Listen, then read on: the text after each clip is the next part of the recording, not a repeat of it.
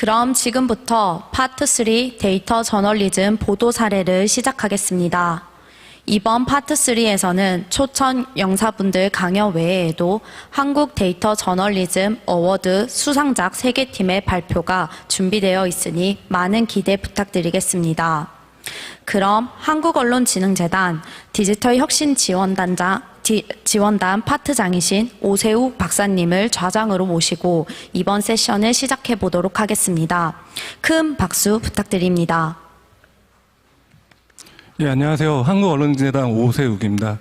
예, 이 3부는 데이터 저널리즘 보도 사례인데요. 저도 이제 이 보도 사례들을 미리 좀 자료들을 먼저 받아봤는데 참 눈물 없이 볼 수 없는 고생한 기록들이 남겨 있어가지고 그런 것들을 얼마나 어렵게 해야 하는지를 공유하는 자리가 될 것 같습니다. 3부는 이 2세션 정도로 구분이 될 것 같은데요. 먼저 중부일보 이한비 기자님께서 빅데이터로 본 대선 주자를 주제로 발표해 주시고 한겨레신문 최윤아 기자님이 젠더 데이터 빈칸을 채우기를 주제로 발표해 주실 예정입니다. 두 발표가 끝난 다음에는 질의응답 10분간의 질의응답 시간을 가질 예정입니다. 그 10분간의 질의응답이 끝난 다음에는 한국 데이터 저널리즘 어워드 올해 수상작 3편의 사례 발표가 있을 예정입니다. 그 3편의 사례 발표가 있은 다음에도 똑같이 10분간의 질의응답이 있을 예정입니다. 아까 사회자께서 공지해 주신 대로 유튜브 댓글창에다가, 채팅창에다가 댓글을 남겨주시면은, 궁금하신 점 댓글 남겨주시면 제가 대신해서 읽어서 질문하도록 하겠습니다. 여러분들께서 댓글을 안 남겨주시면 제가 질문을 많이 해야 되기 때문에 많은 부탁드리겠습니다. 그럼 먼저 중부일보 이한비 기자님의 발표를 듣도록 하겠습니다. 이한비까지 부탁드립니다. 네, 안녕하십니까. 빅데이터로 본 대선 주자 발표를 맡은 중부일보 이한비 기자입니다. 지금부터 이제 발표를 시작하겠습니다. 저희 이번 발표는 기획 이유와 그다음에 기사 제작 과정, 그다음에 성과와 앞으로의 계획을 중심으로 설명을 드릴 예정입니다. 그럼 이제 발표를 시작하겠습니다. 먼저 기획 이유입니다. 이제 디지털 시대에 접어들면서 매체들도 지금 많이 이제 다양화해지고 있는데요. 일단 이제 이른바 레거시 미디어로 불리는 인쇄 매체, 방송 매체뿐만 아니라 유튜브나 페이스북, 트위터 등으로 대표되는 SNS까지 등장하면서 정보 전달의 수단이 점점 많아지고 있는데요. 그만큼 이제 정보의 양도 지금 많이 방대해지고 있습니다. 저희 중부일보 역시도 지금 이제 운영하고 있는 지면뿐만 아니라 온라인 사이트, 모바일 페이지뿐만 아니라 SNS 페이지, 그 다음에 유튜브 채널 등 여러 형태의 플랫폼을 운영하면서 저희의 기사들을 많이 전달을 해내고 있는데요. 이제 이렇게 뉴스를 전달하는 플랫폼이 다양해지고 그 다음에 뉴스 양도 많아지는 가운데 우리가 이 독자들, 시민들에게 객관적인 정보를 제공하기 위해서 어떤 것들이 필요할까라는 고민을 많이 했는데요. 그 결과 저희가 생각을 해낸 것이 뉴스 빅데이터를 활용하자, 이 내용이었습니다. 기자의 시각이나 기자의 해석이 들어가지 않고 언급량, 연관어 같이 개량화된 데이터를 저희가 분석을 해서 이를 이제 콘텐츠로 만들어 객관적인 정보를 제공하면 좀 더 독자들에게 많은 이해를 심어주지 않을까라는 생각이 들어서 저희가 이 빅데이터 분석을 기획하게 됐습니다. 사실 저희 빅데이터 분석이 지금 이 빅데이터로 본 대선 주자 이전에도 사실 있었는데요. 2018년이죠. 제7회 전국 동시지방선거에서 경기도지사 선거 당시에 언론 주목도, 그 다음에 후보들의 기사 언급량 등을 저희가 분석한 빅데이터로 본 선거가 이미 나간 바가 있는데요. 그 기획에서 조금 더 저희가 발전을 시켜서 지금 이제 나가게 되는 것이 빅데이터로 본 대선 주자가 되겠습니다. 그렇다면 저희 이제 기사 제작 과정은 어떻게 되는지 소개를 해드리겠습니다. 저희 빅데이터로 본 대선 주자의 기획 과정은 크게 5가지로 나눠지는데요. 저희가 이 과정들을 하나하나 소개를 해드리겠습니다. 저희가 이제 아이템을 왜 대선 주자 분석으로 하게 되었는가를 말씀을 드리자면요. 크게 3가지를 좀 띨 수 있겠는데요. 아무래도 이 대통령 선거 자체가 전 국민적인 관심을 받는 중요한 정치 이벤트인 점, 그리고 이 대선 주자 중에서 특히나 이번에는 경기도지사 출신의 이재명 후보가 또 유력 주자로 꼽힌 점, 그리고 이런 중요도 덕분에 또 기사량 역시도 엄청 많이 이제 생산이 되고 있잖아요. 그런 점에서 조금 더 이런 방대해진 기사량을 분석의 정확도를 높일 수 있는 수단이 될 수 있다라는 점, 이렇게 세 가지로 저희가 이유를 꼽게 됐습니다. 근데 이 아이템을 이제 정하고 나서도 저희가 좀 고려해야 될 점들이 좀 많았습니다.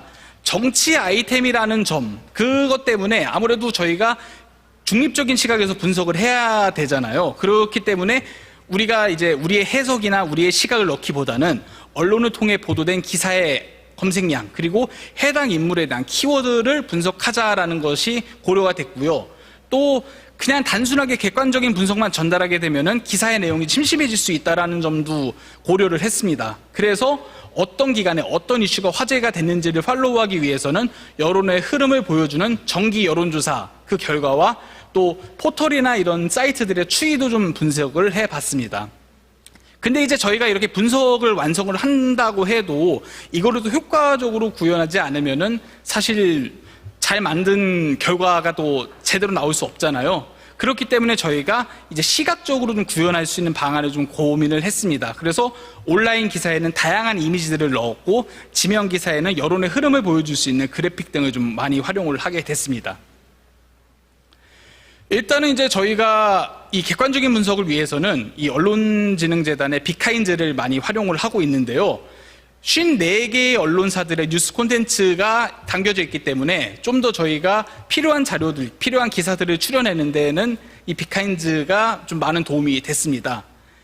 이제 보시면은 저희가 이 빅데이터 분석을 위해서 필요한 이 대선 주자 4명의 정보, 현재는 지금 저희가 4명인데요. 그 4명의 키워드를 입력해서 한 달간 이 사람들이 얼마나 기사가 나왔고 어떠한 기사들이 나왔는지 그런 것들을 좀 저희가 검색을 해서 이렇게 결과가 나왔습니다. 일단 이제 1번을 보시면은 기사량이 이제 전체적으로 뜨는데요. 이게 지금 이제 전체 주자 4명의 결과가 나왔는데 이거를 또 인물별로 나눌 수도 있고, 또 밑에서 이제 다음에 또 설명을 하겠지만 이게 기간별로도 또 기사를 볼 수가 있습니다. 그리고 더 밑에 보시면은 그 분석 결과 및 시각화라고 해서 이제 또 여러 결과가 나오는데요. 그 중에서 저희는 이제 주로 키워드 트렌드와 연관어 분석을 많이 이용을 하고 있습니다. 그 키워드 트렌드에 대해서 설명을 해드리자면요. 이게 이제 대선 주자별로 이 각 시기별로 얼마나 기사가 나왔는지 그 언급량의 변화를 이제 파악할 수 있기 때문에 저희가 이걸 보면서 이 주자는 이 시기에 얼마나 기사가 많았고 어떤 이슈 때문에 이런 기사가 많았는지, 그리고 이 여파가 얼마나 이어졌는지에 대해서 분석하는 수단으로 키워드 트렌드를 활용하고 있습니다. 연관어 분석 역시 이 키워드 트렌드와 이제 부수적으로 함께 분석을 해 나가는데 활용을 하고 있는데요. 연관어의 경우에는 이 빈도수와 가중치를 통해서 이 주자에 대한 기사를 검색했을 때 얼마나 이 키워드가 많이 나왔냐를 집계를 하는 거다 보니 이제 그것을 통해서 인물들의 이제 그 기사량, 거기에 더해서 인물별로 어떤 이슈가 있었는지를 또 함께 확인을 할 수 있습니다. 이렇게 이제 객관적인 분석이 함께 진행이 됐다면은 또 여론 트렌드 파악을 위해서도 저희가 이제 2가지 형태로 이 분석을 하고 있는데요. 일단 이제 대선 주자 여론조사는 지금 많은 기관에서 하고 있는데 정기적으로 좀 여론조사를 진행하고 있는 대표 기관 2곳인 한국갤럽과 리얼미터의 여론조사 결과를 저희가 소개를 해서 분석도 같이 하고 있습니다. 이와 더불어서 저희가 이 여론조사뿐만 아니라 이 많은 사람들이 이용하는 포털 사이트에서도 그 트렌드 분석을 제공을 하고 있거든요. 그래서 구글과 네이버의 트렌드 분석을 저희가 매달 또 진행을 해서 얼마나 검색량이 나왔고 어느 시기에 많이 나왔는지 그런 관심도를 같이 분석을 해서 콘텐츠에 이제 접목을 하고 있습니다. 이런 이제 절차를 거쳐서 기사가 완성이 되는데요. 저희 그 빅데이터로 본 대선 주자가 이제 처음 보도된 시기는 2020년 9월입니다. 이 당시만 해도 솔직히 그런 대선 주자들이 이제 많이 나오는 시절은 아니다 보니 저희가 처음 그 기사를 작성했을 때는 여당의 이제 대선 주자였던 이재명 전 경기도지사와 이낙연 전 민주당 대표 2명의 기사 언급량을 분석하는 방식으로 진행을 했습니다. 좀 보시면은 이제 이때는 그냥 좀 그런 그래픽이라든지 시각적인 효과도 저희가 많이 좀 이제 하지 않다 보니 조금 조악하기는 합니다만은 이제 이런 식으로 기획을 시작을 했고요. 조금 이제 시간이 흘러서 2020년 12월이 되면 지금 그 여권의 대선 주자 2명에 야권 유력 주자로 꼽히는 윤석열 전 검찰총장도 추가가 됐습니다. 그렇게 이제 3강 체제로 개편이 됨과 동시에 또 저희가 이것을 이제 지명과 온라인에 좀 더 효율적으로 구현하기 위해서 그래픽도 이렇게 활용을 해서 지금 선보이게 됐습니다. 이렇게 이제 좀 저희가 이 3강 체제로 계속 분석과 보도를 해 나가다가 이제 각 정당별로 이제 경선이 본격적으로 시작된 2021년 9월부터는 홍준표 국민의힘 의원도 많이 이제 언론의 주목을 받기 시작하면서 4강 구도로 저희가 빅데이터 분석을 해 나가기 시작을 했습니다. 그리고 또 그 같은 기간에 빅데이터로 본 대선 주자도 1주년을 맞아서 저희가 이 대선 주자 3명, 그다음 이 홍준표 의원까지 4명의 그동안 빅카인즈 분석량, 그리고 연관어, 여론조사 추이, 포털 트렌드는 어떤 게 있었는지를 저희가 종합을 해서 이 주자들이 언제 가장 많은 주목을 받았고 어떤 이슈들이 이 사람들의 대선 가도에 영향을 미쳤는지를 저희가 분석해서 보도하기도 했습니다. 다음은 이제 저희의 그 성과와 계획에 대해서 설명을 해드리겠습니다.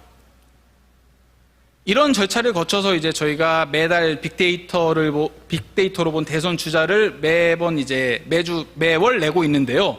이 빅데이터 뉴스가 점점 저희가 시기를 거듭하면서 좀 더 내용이 고도화해지고 분석 역시도 좀 다양하게 저희가 접목을 하면서 이 빅데이터 뉴스의 그 관심도 높아졌습니다.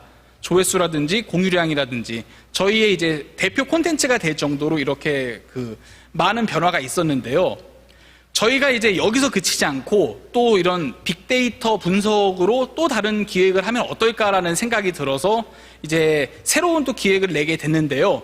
이제 보시면은 빅데이터로 본 경기 인천이라는 주제로 저희가 지난달부터 이제 연재를 시작을 했습니다. 이 기획의 경우에는 저희가 한국 그 신문협회에서 진행했던 R데이터 분석 그 수업을 저희가 듣고 이제 거기서 배운 교육한 내용, 그 다음에 이를 활용해서 어떤 식으로 분석을 진행할 수 있을까에 대해서 연구를 하면서 그 결과를 저희가 여기다가 구현을 해냈는데요. 저희 이번 그 빅데이터로 본 경기 인천은 이제 그 주민들, 경기 인천 지역 주민들의 생활과 좀 밀접한 주제를 저희가 담았습니다. 그 첫 번째 기획 같은 경우는 코로나19의 영향을 많이 받은 자영업자들에서 착안을 해서 음식점들의 그 창폐업 현황을 이제 코로나19 시기 그 5년간의 그 창폐업 현황을 저희가 분석을 했었고요.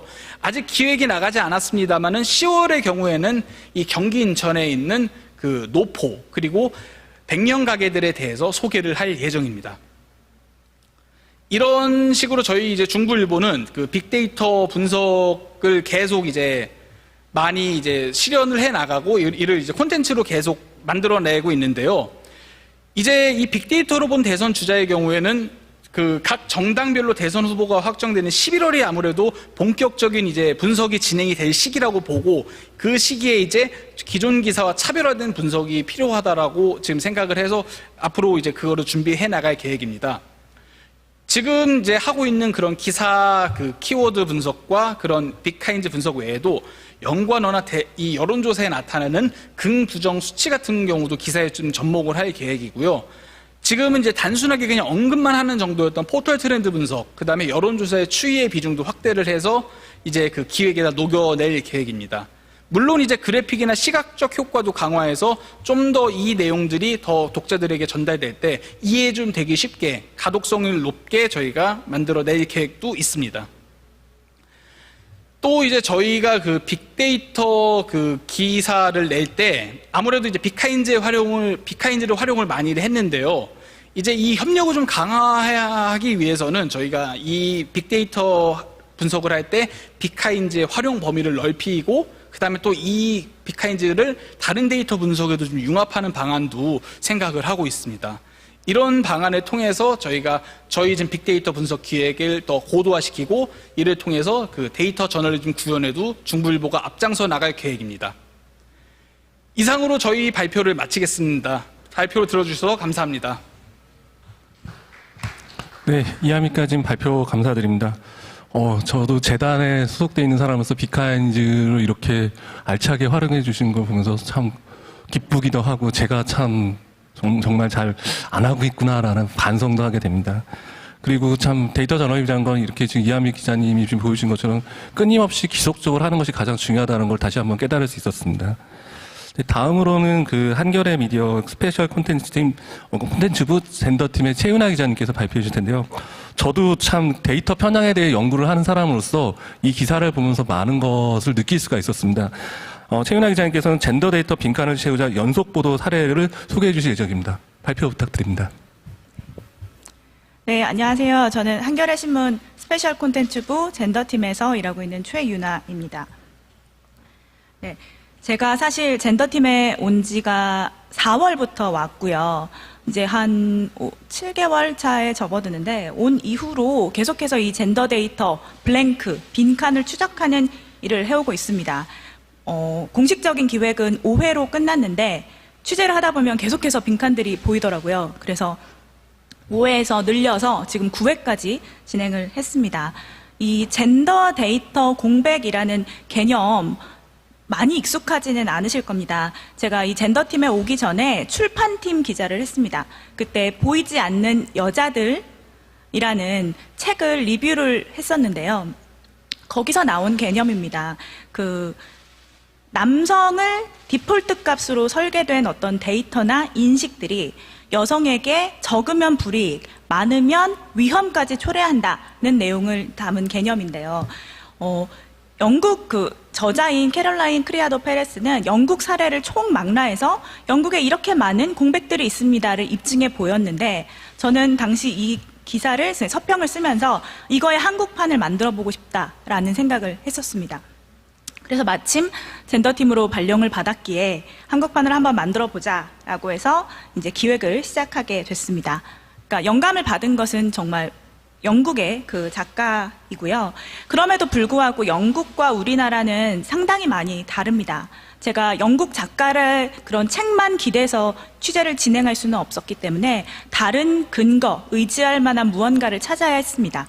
그 법이 바로 양성평등기본법과 통계법입니다. 두 개 합치면 이런 겁니다. 정부, 국가와 지자체가 인적 통계, 그러니까 사람을 대상으로 한 통계를 작성하는 경우에는 성별로 구분한 통계를 산출해야 한다라고 명시하고 있습니다.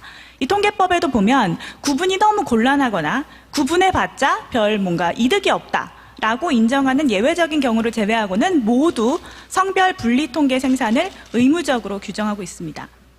우리나라 정부기관이 생산하고 있는 통계가 상당히 많습니다. 그럼 이것들은 웬만하면 성별로 구분이 되어야 합니다. 실제로 그럴까 하나씩 확인해 봤습니다. 이런 체크포인트를 일단 거쳤습니다. 이 통계가 인적 통계인가, 사람을 대상으로 한 통계인가를 먼저 살펴봤고요. 두 번째로는 이게 성별을 분리해보면 유의미한 차이가 있을까 먼저 고민을 했습니다.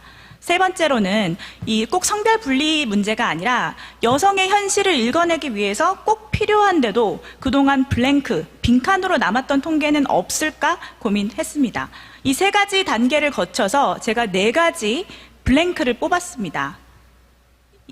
이 젠더 폭력에서 하나, 채용 성차별에서 하나, 출산 휴가, 모성 보호 제도죠. 모성 보호 제도에서 하나, 산업 안전 분야에서 하나. 여성의 통상적인 생애 주기를 이렇게 생각해 봤을 때 이런 통계들은 여성의 삶을 읽어내기에 너무나 중요한데 이게 빠져 있구나. 이런 것들을 총 4가지로 골라 봤습니다. 첫 번째가 젠더 폭력입니다. 제가 가장 먼저 썼던 기사인데요. 112 신고 건수는 인적 통계일까요? 아닐까요? 저는 인적 통계라고 판단을 했습니다. 신고를 누가 하겠습니까? 사람이 하는 거죠. 그런데 경찰에서는 이것이 인적 통계가 아니고 단순 건수이기 때문에 성별 분리가 필요치 않다고 했습니다. 그렇다면 성별 분리를 해야 하는 이유, 그렇게 했을 때 무엇이 보이게 되는지를 입증하는 것은 기자인 저의 몫이었습니다. 그래서 저는 한 경찰을 찾아갔습니다. 이 경찰은 자신이 근무하고 있는 한 경찰서의 모든 112 신고 통계를 남녀, 성별로 분리해서 나름대로 자체 통계를 구축하고 있었습니다. 나눠보면 진짜 다른 것이 보일까 경찰에게 물어봤고 데이터를 협조받아서 살펴봤는데 다른 것이 보였습니다. 112 신고는 남자가 여자보다 1.8배 더 많이 합니다. 그런데 남자의 경우에는 교통 주정차 민원이라든지 이런 행정 민원 쪽 신고가 많았고, 여성의 경우에는 성범죄 등 중대범죄 신고가 많았습니다. 신고의 내용이 차이가 나죠. 분리해서 보면 보였습니다. 또 하나가 있었습니다. 남성 같은 경우, 그러니까 경찰이 112 신고를 받고 출동을 했을 때 남성이 신고한 경우에는 계속 조사, 그러니까 입건해서 계속해서 수사를 하는 비율이 현저히 높았습니다. 반면 여성의 신고인 경우에는 현장 종결, 그러니까 현장에서 그냥 합의하세요, 이 정도 해봤자 벌금밖에 안 나와요 라고 무마하거나 하고 지나가는 경우가 현저히 높았습니다. 분리해 보니 경찰의 조치도 성별에 따라서 다르다는 사실이 드러났습니다. 저는 이 점을 근거로 경찰청에 다시 한번 문의를 했고, 경찰청은 앞으로 그 112 신고 통계에 성별 분리 통계를 구축하겠다라고 답변을 했습니다. 이 112 신고 통계에 너는 왜 그렇게 집착하니? 라고 물으실 수도 있을 것 같은데요. 왜 그러냐면 이 젠더 폭력의 특성이 암수 범죄에 있기 때문입니다. 그 암수 범죄라는 것은 실제 발생하는 것에 비해서 사회에 드러나는 게 굉장히 적은 그런 범죄를 말하는데요. 데이트 폭력, 애인과 싸운 거 이런 거 다 드러나지 않잖아요. 그렇기 때문에 발생 단계의 통계, 112 신고 통계가 있어야만 이 젠더 폭력의 실상과 규모를 더 정확히 파악할 수 있습니다. 그래서 그렇게 집착을 했던 거고요. 실제로 112 신고 통계의 가정폭력 신고 건수를 보면 19만 건입니다. 그런데 경찰 공식 통계에 진입하는 건수는 5만 건밖에 안 됩니다. 그러면 그 나머지 14만 건은 어디선가 다 흘러나간 거죠. 합의로 이렇게 유야무야 되거나 그런 것들까지 보관을 해야 여성이 처한 젠더 폭력의 현실을 제대로 읽을 수 있을 거라고 생각을 했습니다.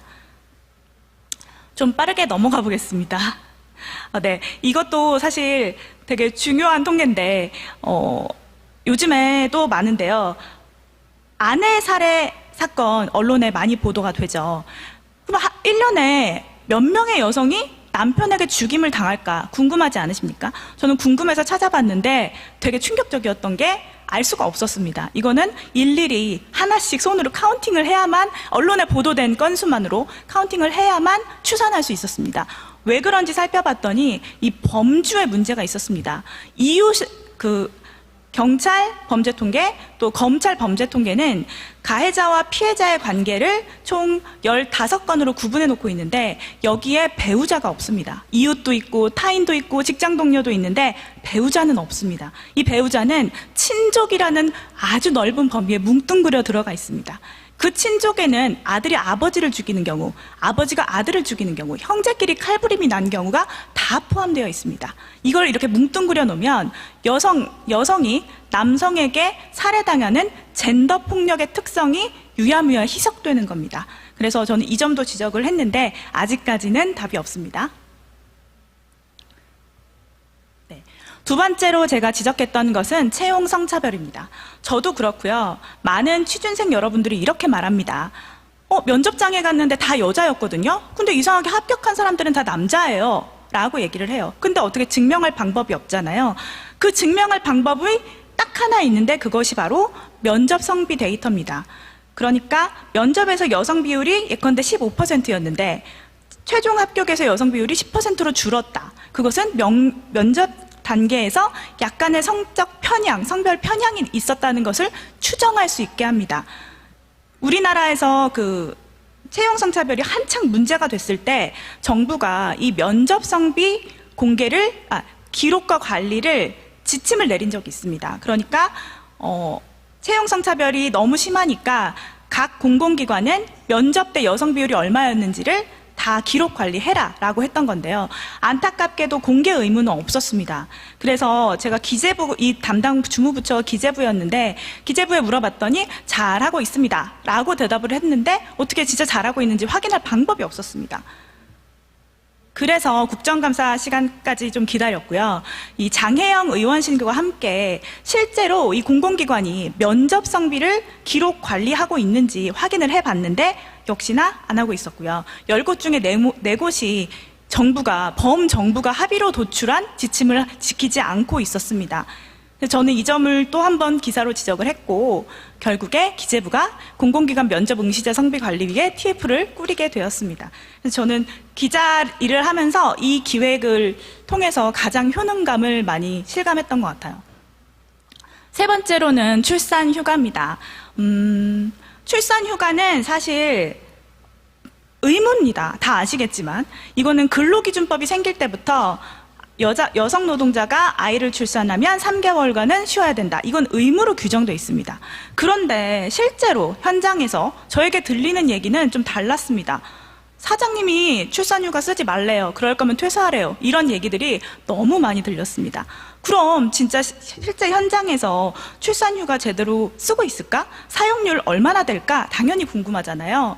물어봤는데 충격적이게도 출산휴가 사용률 지표가 없었습니다. 그러면 이게 주무부처 고용노동부인데 고용노동부는 이 출산휴가 제도가 제대로 정착됐는지 무엇을 기준으로 점검하십니까? 라고 물었더니 출산휴가 사용 인원 통계는 있다고 하더라고요. 보시다시피 출산휴가 사용 인원은 계속해서 줄고 있습니다. 저출생 때문 아니야? 라고 생각하실 수 있지만 육아휴직 사용자는 늘었습니다. 그러면 이거는 뭔가 우리가 읽어내지 못한 무언가가 있다는 뜻이거든요. 그런데 아쉽게도 출산휴가 사용률 통계가 없기 때문에 저 역시 완벽하게 확신을 갖고 읽어내지는 못했습니다. 이 부분도 아직 반영이 안 됐는데 반영이 빠르게 됐으면 좋겠습니다. 시간이 좀 빠르게 가서 네 번째로 가겠습니다. 이 산업안전인데요. 산재 통계는 사람을 대상으로 한 통계잖아요. 그렇죠? 그러면 그 산재 통계도 당연히 성별 분리가 되어 있어야겠죠. 그런데 성별 분리가 안 되어 있더라고요. 이 산재 통계를 진입을 하기 위해서는 그 업무상 질병 판정위원회라는 곳에서 너는 산재 맞아, 너는 산재 아니야 라고 인정을 해줘야 됩니다. 그런데 지금까지 공개된 그 인정률은 성별로 뭉뚱그려져 있었어요. 그래서 여성과 남성이 그 인정률이 얼마나 차이가 나는지를 파악할 수가 없었습니다. 그런데 세계보건기구 WHO와 ILO 국제노동기구는 이 업무상 질병 인정률의 성별 분리 통계가 반드시 필요하다고 보고 있습니다. 그 이유는 산업안전이라고 하면 보통 남성, 건설업을 떠올리시잖아요. 그래서 여성들이 많이 겪는 산재는 되게 가볍게 치부가 된다는 거죠. 그런 걸 막기 위해서 성별로 분리해서 성별 인정률을 공개하라라고 한 겁니다. 그래서 제가 여러 가지 데이터를 찾아보다가 2015년에 한 번 그 비공개 문서로 성별로 따로 집계를 한 게 있더라고요. 봤더니 남성은 46.8%, 여성은 36.5%만 성별 인정이 됐습니다. 이 말은 10명이 저 산재예요 라고 신청하면 남성은 4.5명인데 여성은 3.6명만 인정을 받는다는 뜻이거든요. 그 이유가 왜 그럼 이렇게 인정률에서 차이가 날까 고민을 했더니 이 업무상 질병 판정위원회 자체가 80% 이상이 남성입니다. 게다가 이분들도 자의적으로 판단을 하는 게 아니라 어떤 기준에 근거해서 판단을 할 텐데 그 기준 역시 상당히 남성 편향이 되어 있습니다. 예컨대 이런 겁니다. 그 고열 작업이 산재를 야기할 수 있는 어떤 요인으로 규정이 되어 있는데요. 남성이 주로 근무하는 용광로라는 것은 고열 작업으로 편입이 되어 있는데 여성이 주로 근무하는 급식실에서 대규모로 음식을 조리하는 경우 이런 것들은 기준에 들어가 있지 않습니다. 그러니까 데이터 공백은 곧 인식의 공백이거든요. 이 인식의 공백이 이 데이터 공백을 야기한 겁니다. 그래서 이 점도 제가 지적을 했고요. 이 역시 근로복지공단에서 수정을 하겠다, 개선을 하겠다라고 알려왔습니다. 요것도 이제 제가 간단하게 설명드리고 싶은데, 산재 하면은 보통 건설업 남성을 떠올리게 되잖아요. 그리고 실제로 이제 인식도 건설업에서 일하는 사람 다 남자 아니야? 라는 생각 때문에 이 안전장비, 필수적인, 노동자에게 필수적인 안전장비마저도 다 남성 위주로 지급이 됩니다. 여기 사진을 보시면 깔창 3개를 깔고 안전화를 신는 여성의 사례를 볼 수 있거든요. 이런 식으로 꼭 데이터의 문제뿐만이 아니라 인식의 문제까지 좀 같이 봐야 하겠다라는 좀 생각을 하게 됐습니다. 그래서 제가 어떤 취재를 하면서 이 데이터 공백이 발생하는 패턴을 좀 나름대로 규정을 해봤습니다. 그러니까 이 책에서도 그 아까 앞서 소개했던 보이지 않는 여자들이라는 책에서도 그 작가가 이런 말을 합니다. 이 데이터 공백은 누군가의 악의로 발생하는 것이 아니라 정말 무지로 인해서 발생하는 것이다 라고 얘기를 하거든요. 그러면서 누군가의 의도를 파헤치지 말고 그 패턴을 읽어내라 라고 요구를 해요. 그래서 읽어내 봤더니 이렇습니다.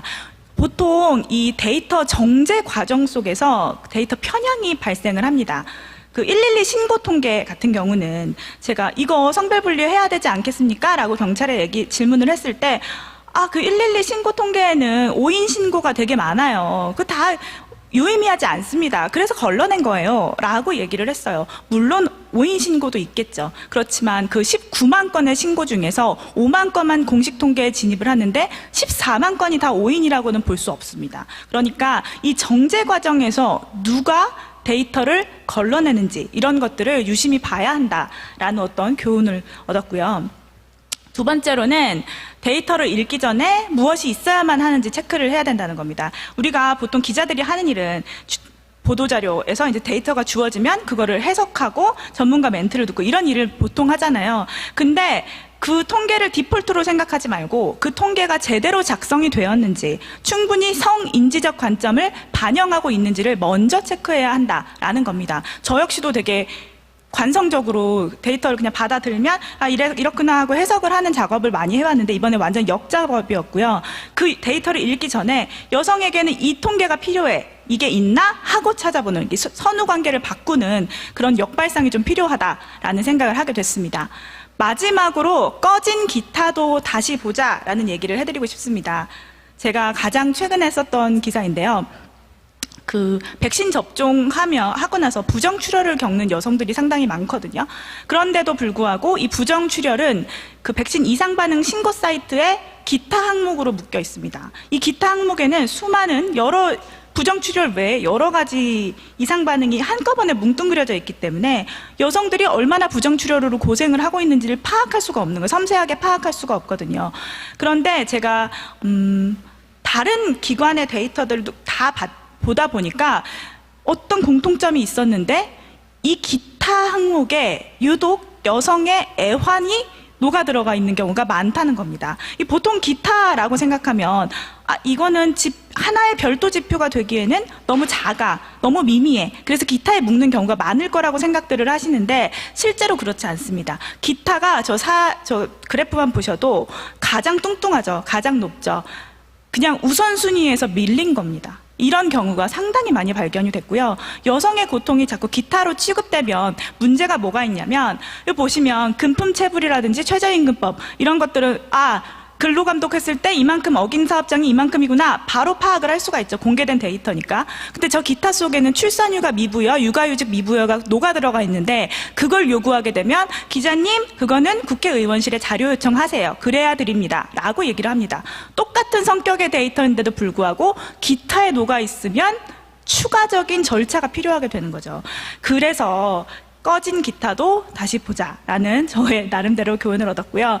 이 젠더 데이터 공백은 어디에나 있습니다. 제가 혼자서 하기에 굉장히 벅찰 정도로 너무 많이 있기 때문에 동료 기자분들이 좀 많이 발견해 주셨으면 한다라는 당부의 말씀을 끝으로 제 발표를 마치겠습니다. 네, 감사합니다.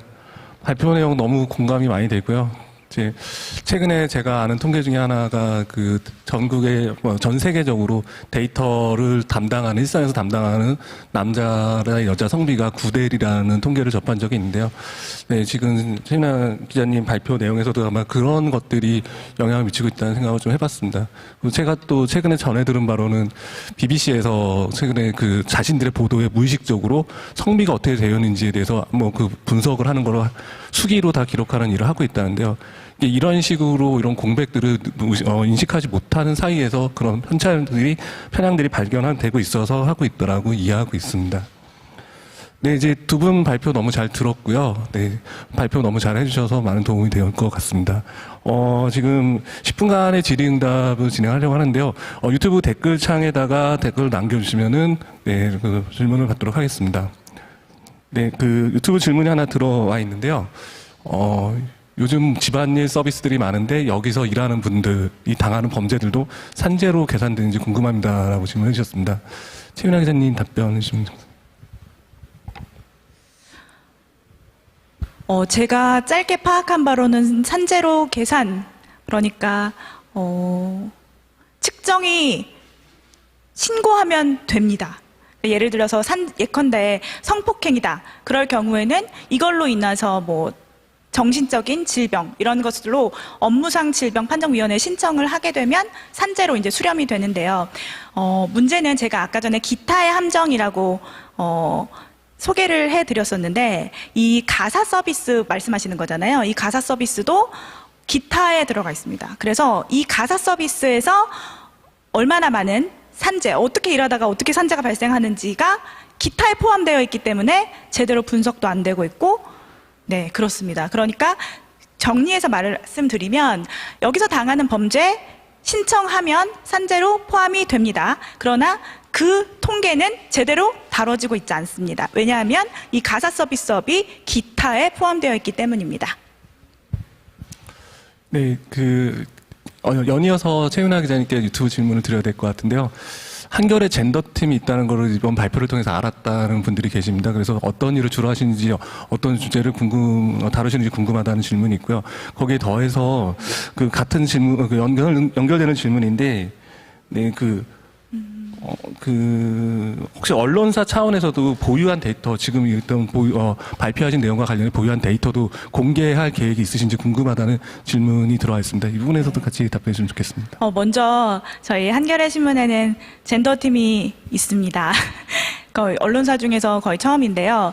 어떤 주제를 다루느냐, 이 젠더에 관련된 문제를 모두 다루는데 조금 더 직설적으로 저도 말씀을 드리자면 당연히 남성의 문제도 다룹니다. 그런데 중요한 것은 이 남성인과 여성이라는 그 생물학적 이분법에 관한 문제만 다루는 것이 아니라요. 이 젠더라는 것은 스펙트럼이 굉장히 넓잖아요. 예컨대 뭐 변이수화사 같은 분도 성소수자분들도 계실 수 있고, 그러니까 이렇게 성적 지향이나 성적 정체성 때문에 차별받는 사람들에 대해서 포괄적으로 다룹니다. 그래서 남성분들도 만약에 이 남성이라는 어떤 젠더적 문제로 사회적 차별을 경험하셨다거나 아니면 어떤 제도의 미비점을 좀 지적하고 싶으신 분들 당연히 환영합니다. 그리고 세 번째 질문은 어떤 보유 데이터를 말씀하시는지 잘 모르겠지만 제가 파악하고 제가 갖고 있는 건 당연히 공개할 계획이 있습니다. 요구만 해주시면 너무 감사하게도 공개할 계획이 있고요. 또 저 역시도 사실 기자는 모든 분야에 그렇지만 전문가는 아니잖아요. 그래서 제가 미처 발견하지 못했던 거를 전문가분들이 또 발견해 주시고 이러면 더 좋을 것 같다라는 생각이 좀 듭니다. 네 번째 또 답을 할까요? 네, 먼저 그럼 제가 읽고서 답변해 주시면 될 것 같습니다. 네. 그 다음에 또 이게, 최윤아 기자님께 질문이 또 들어왔는데, 취재 과정에서 어떤 방법론을 통해 기타를 파악하셨는지 궁금하다는 질문이 들어와 있습니다. 진짜 제가 사실은 문과고 약간 숫자 일십 백천만 이렇게 읽는 사람이거든요. 근데 그 통계에 관련된 여러 가지 논문과 보고서를 정말 많이 읽었습니다. 거기에 보면은 이미 연구자분들께서 한 번씩 살짝 건드리고 가셨어요. 이 기타가 생각보다 굉장히 뚱뚱하고 이 기타가 결코 적어서 기타가 아닌데 이게 제대로 안 돼 있다라고 한마디 언급하고 딱 치고 간 것을 제가 이렇게 딱 물고 늘어져서 이 기타 안에는 그런 무엇이 들어가 있는지 이런 것들을 좀 파고 들어서 취재를 했습니다. 네, 저도 이제 연구자기 때문에 만약에 최윤아 기자님께서 데이터를 공개해 주면 먼저 받아서 보고 싶을 정도로 많이 궁금합니다. 그리고 저는 이한비 기자님께 사실 좀 질문을 하나 드리고 싶은 게 있는데요. 이한비 기자님께서 아무래도 이제 중앙 언론이 아니고 이제 약간은 좀 중앙이 아닌 곳에서 기자 생활을 하고 계신데 아무래도 한국에서 데이터 저널리즘 하시는 분들이 좀 열악합니다. 근데 중앙 언론이 아닐 경우에는 더 열악한 것으로 알고 있습니다. 그래서 지금 발표하신 내용들도 거의 대부분 혼자 하신 것 같아요. 그래서 실제로 현재 디지털 뉴스부, 중부일보 디지털 뉴스부에서 이러한 데이터 저널리즘을 수행하시면서 어떻게 일하고 계시고 어떤 분과 어떤 협업을 하고 계시고 그런 것들을 조금 더 자세하게 설명해 주시면 현재의 상황을 알리는 데 도움이 될 것 같아서 그 내용 설명 부탁드리겠습니다. 네, 지금 좌장님께서 말씀하신 대로 사실 저희 이제 중부일보 같은 경우는 이제 지역 언론으로 포함이 되고 있는데요. 그 지역 언론은 아무래도 이제 인력 면에서 이런 이제 중앙지에 비해 이제 좀 인원도 적고 또 이런 거를 이제 가용할 수 있는 또 수단도 저희가 많지 않습니다. 저도 이제 제 스스로 이제 직접 이 어떻게 분석을 하는지에 대해서 연구를 하고 또 교육이 있으면 참여를 하고 이런 거를 해낸 끝에 이제 빅데이터 계획을 내고 있는데요. 사실 진짜 저 혼자서 지금 이거 하고 있고 또 이거에 대해서 이제 좀 더 고도화된 기술을 하게 되려면 기술 같은 경우도 좀 많이 필요하거든요. 이런 분석 통계 기술 같은 경우도 좀 다양화돼 있고 또 복잡하잖아요. 그래서 그런 교육이 있으면 웬만하면 저희가 참여를 하고 그거를 공유를 해서 협업도 좀 같이 하려고 노력하는 편인데 아무래도 이제 각자의 또 그런 분야가 이제 나눠져 있다 보니까 대부분의 이제 분석은 또 저 혼자서 지금 하는 편입니다. 그래서 그게 가장 좀 열악하기는 한데 그래도 이 분석을 이제 직접 또 배우고 공부해 나가는 과정에서 되게 이제 이제 내가 모르는 것들이 좀 많았구나라는 또 생각이 들고 또 좀 더 이런 거를 더 파보고 싶다라는 또 생각이 들었는데 조금 이제 여러 가지 기획을 하다 보니까 좀 이런 것들을 다 해내지 못하는 점이 좀 아쉬운 점으로 꼽히기도 합니다. 네, 그 참 혼자 하신다는 말이 가슴에 많이 와닿네요. 네, 얼마나 어렵겠습니까? 근데 제가 알기로도 많은 분들이 혼자서 많은 것들을 배워가면서 열심히 하고 계시는데 이런 보도들이 널리 알려지는 계기가 이번 컨퍼런스로 계기가 됐으면 좋겠다는 생각을 해봅니다. 제가 그리고 이하민 기자님께 계속해서 질문을 한번 드리면은 이거는 죄송합니다. 저도 주최 측인 재단 소속이기 때문에 재단의 비카인즈를 많이 사용하셨기 때문에 그 비카인즈가 써보셨을 때 그 가지고 있는 장점도 있겠지만 단점도 있을 거고 한계도 있을 거라 생각합니다. 그래서 써보시면서 느꼈던 그런 점에 대해서도 한번 얘기해 주시면 감사드리겠습니다. 일단 이제 비카인즈를 제가 1년 동안 써오면서 이제 봤던 거를 보면은 비카인즈가 이제 그 제가 이제 분석하면서 봤는데 한 번도 리뉴얼이 있었잖아요. 그 기간 동안에. 그래서 조금 이제 제가 기획을 해 나가면서 이 분석하는데 이게 조금 더 구현이 됐으면 좋겠다. 아니면 조금 더 이런 부분이 같이 좀 접목이 됐으면 좋겠다고 하는 부분들이 조금 이제 리뉴얼이 되면서 추가가 됐고 또 그 과정에서 이제 적으로 그 구현하는 방향이 좀 더 이제 강화가 돼서 제가 그거를 좀 많이 활용을 하고 있는데요.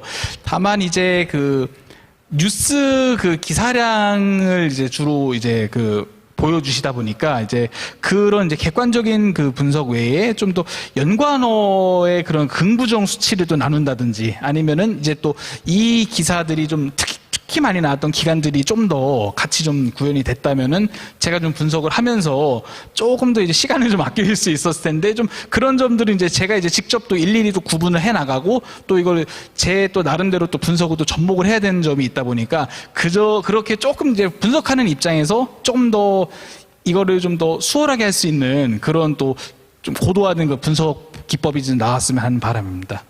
네, 저도 그렇게 됐으면 좋겠다는 생각하고 있습니다. 저는 이제, 이거는 제가 정말 개인적으로 최윤아 기자님께 꼭 드리고 싶은 질문이 있습니다. 저도 이제 데이터와 관련 연구를 진행한 연구자의 입장에서 드린 질문인데, 정말 최윤아 기자님 발표를 듣고 그 보도를 보면서, 이걸 저한테 어떤 딜레마가 하나가 있습니다. 연구자 입장에서 딜레마가 하나 있는데요. 이 보이지 않는 데이터의 문제도 있지만은 보이는 데이터의 문제도 있습니다. 이제 지금 세상은 기계가 많은 것들, 그러니까 지금 컴퓨터가 많은 것들을 학습을 하게 되는데 이 인간이 역사적으로 드러내온 젠더 편향을 학습해서 그 결과물들이 오히려 더 편향적으로 나오는 결과물들이 많이 발생을 하고 있습니다. 지금 이제 최윤아 기자님께서 말씀해 주신 그런 보이지 않는 데이터의 문제에 너무나 공감하고 정말 중요한데 그런데 이거를 보이게 했을 경우에 편향을 학습하게 되는 결과로 이어져가지고 나오는 문제들도 또 다시 문제가 될 수가 있어가지고 저는 이 발표를 들으면서 이거는 어떻게 해결할 수 있을까? 그러니까 답이 없을 거라는 거 너무 잘 알고 있는데 같이 어떻게 해보면 더 좋을까라는 생각도 해보기도 하고 그래서 최윤아 기자님께 이런 문제들은 그러니까 보이는 데이터가 드러내는 편향들은 어떻게 해결할 수 있을까에 대한 질문을 개인적으로 한번 꼭 드리고 싶었습니다. 네, 말씀 주셨다시피 저에게도 답은 없습니다. 그렇지만 하나 이제 사례가 있는데요. 그 경찰이 112 신고 건수와 이런 데이터를 가지고 어떤 혁신적인 알고리즘 치안 서비스를 강화하겠다라고 했었어요. 그런데 그 로 데이터가 112 신고 그 건수잖아요. 근데 성별 분리도 안 돼 있던 거죠. 그러니까 제가 지금 드릴 수 있는 말씀은 일단 로데이터의 성별을 분리하라 정도인 것 같아요. 그래야 그게 보정할 여지가 생기거든요. 그게 안 돼 있으면 그 여지도 없다라는 생각이 듭니다. 네. 네, 말씀 감사합니다. 네, 저도 해결하고 싶은데 답이 참 없네요. 말씀대로 전 노데이터의 완결성을 지니는 거 굉장히 중요하다고 생각하고, 이번 보도를 계기로 해서, 이번 사례 발표를 계기로 해서 그런 부분들이 빨리 시정됐으면 좋겠다는 마음을 갖고 있습니다. 네, 지금 정해진 시간이 다 된 것 같아서 일단 이한미 기자님과 최윤아 기자님과의 질의응답은 여기서 마치도록 하겠습니다. 긴 시간 발표해 주시고 토론해 주셔서 감사드립니다. 네, 다음으로는 올해 그 한국 데이터 저널리즘 어워드에서 수상하신 3편의 작품의 보도 사례를 발표하는 시간을 가지려고 합니다. 네, 먼저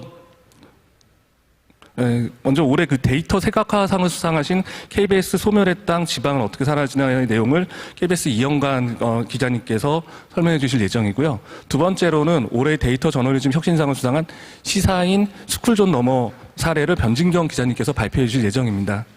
그리고 마지막으로 올해 오픈 데이터상을 수상한 MBC 일본 노비의 기술 사례를 남재현 기자님께서 발표해 주실 예정입니다.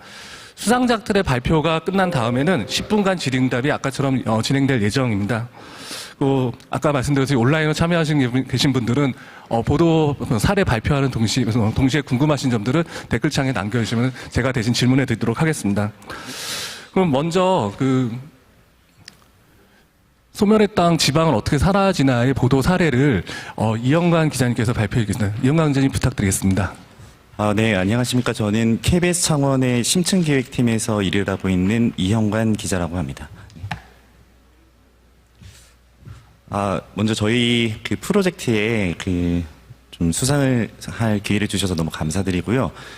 사실은 이게 제가 사실 여기 설 자리가 좀 아닌데, 이제 저희 팀원들이 주인공이라 좀 설명하는 게 나을 것 같은데, 제가 이제 기자라는 이유로 여기 서서 저희 작품이 어떻게 좀 기획을 하게 됐고, 그다음에 어떤 부분을 좀 보여주고 싶었는지를 위주로 좀 발제를 해보도록 하겠습니다. 일단 화면 보시면 저희 다큐멘터리 한 장면인데요. 이 지방소멸이라는 책 아실 겁니다. 2014년에 이제 발간이 됐는데, 이 책이 출판된 이후에 국내에서도 논쟁이 만들어졌죠. 그래서 이제 지방에서 인구가 사라지는 문제 심각하다, 약간 이런 논의로 좀 진행이 됐습니다. 근데 이게 저희의 문제의식은 조금 좀 달랐습니다. 이게 지방 소멸이라는 말은 좀 익숙하고 지방에서 인구가 사라지는 문제는 다 알고 있는데, 이게 얼마나 심각한 위기냐라는 질문에는 답변이 없었습니다. 제가 성장기를 좀 수도권에서 생활을 했거든요. 그래서 친구들한테 좀 물어봤어요. 이제 기획을 할 때 지방 소멸 너 뭐 아는 거 뭐냐라고 물으면 좀 이렇게 답하더라고요. 시골 마을에서 뭐 마을 사라지는 이야기 아니냐, 수도권에 사는 나와는 도대체 무슨 상관이 있느냐라고 좀 답변을 들었습니다.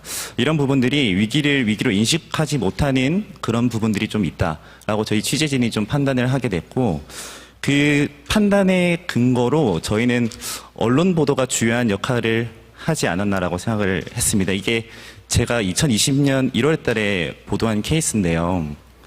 지방소멸 아이템 다루면 대부분 보도가 좀 비슷합니다. 일단 서울과 수도권 중심으로는 보도량이 많지는 않고요. 최근엔 좀 달라졌지만 과거에는 좀 그렇지 않았고, 지역 언론에서 다루는 보도는 시골 마을 사라진다, 약간 이런 겁니다. 약간 리포트 1분 40초로 치면은 패턴 좀 공식처럼 정해져 있는데, 뭐 시골 마을 가서 빈집들 좀 보여주고 할머니들이 안타까워하는 모습들 좀 듣고 그러면서 거시적인 통계로 마무리하는 약간 이런 고정적인 패턴이거든요. 그게 좀 대중들한테 하여금 이 지방소멸이라는 위기를 인식하지 못하게 하는, 좀 축소 보도하게 되는, 그러니까 현상을 축소해서 인식하게 되는 프레임이 있지 않았나라는 저희가 좀 반성을 하게 됐고, 그래서 이번에 아이템 진행할 때는 좀 다르게 가보자라는 게 저희 취재진의 목표 같은 거였습니다.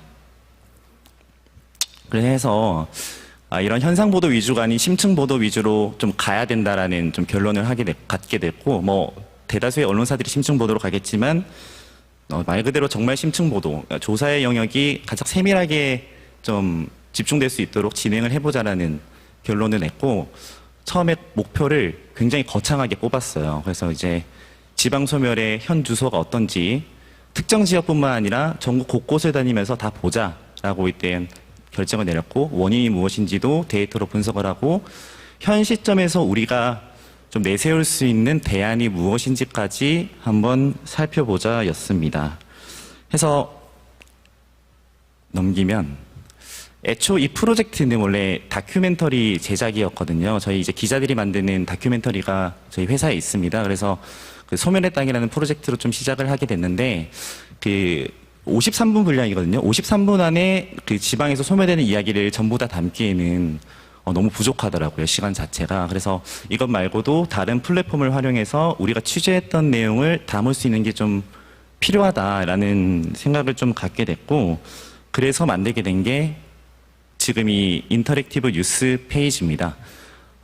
제가 이해하는 인터랙티브 뉴스 페이지는 전 전문가는 아니지만 영상과 그다음에 텍스트 그리고 뭐 데이터를 활용한 3D 시각화물을 통해서 뉴스를 조금 더 신선하게 체험할 수 있도록 던지는 그런 도구로 이해를 조금 했습니다. 그래서 저희가 사실 뭐 이게 특정한 팀이 마련되어 있는 것도 아니었기 때문에 팀원들끼리 좀 머리를 맞대서 아이디어 차원에서 좀 진행을 했던 거고 지금 화면에 보시는 저 화면도 사실은 저희가 좀 디테일을 넣는다고 넣은 건데 나사에서 찍은 인공위성 사진이거든요. 불빛이 이제 수도권과 이제 대도시권 위주로만 밝혀져 있는 걸 볼 수가 있죠. 이게 이제 특정 지역에만 인구가 몰려 있고 나머지는 소멸되고 있다는 거를 좀 상징화한다라는 거였습니다. 그래서 저희가 사실 이 페이지 들어가시면 첫 화면에 뭐가 나오냐면 영상물이 하나 나오는데 한번 보시겠습니다.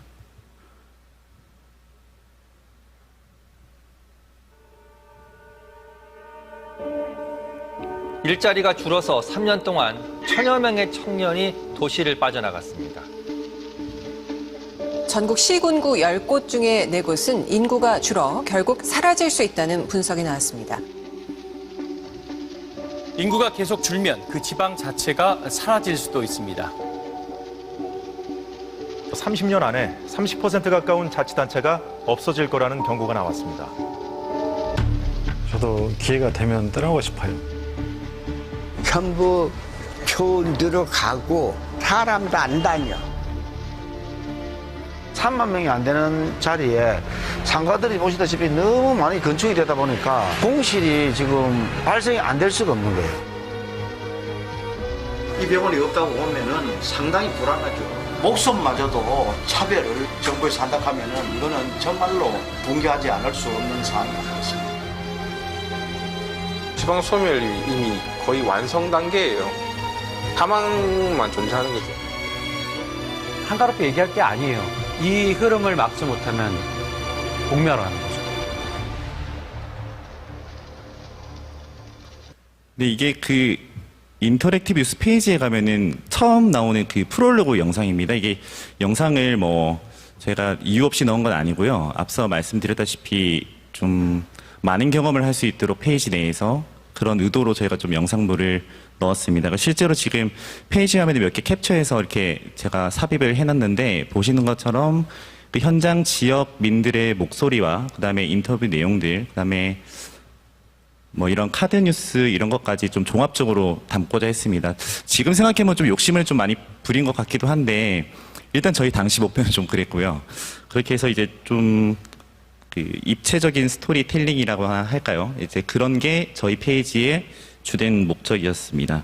뭐 기본적으로 인터랙티브 뉴스 페이지는 그 사용자 경험을 좀 중시하기 때문에 그 마우스 스크롤이나 클릭 등 독자한테 반응하도록 설계하는 게 굉장히 중요했는데 그러한 부분에 저희 개발자 팀원분께서 신경을 좀 많이 써주셨고요. 글쓰기 역시도 저희가 분량 조절을 맞춰서 좀 진행을 했습니다.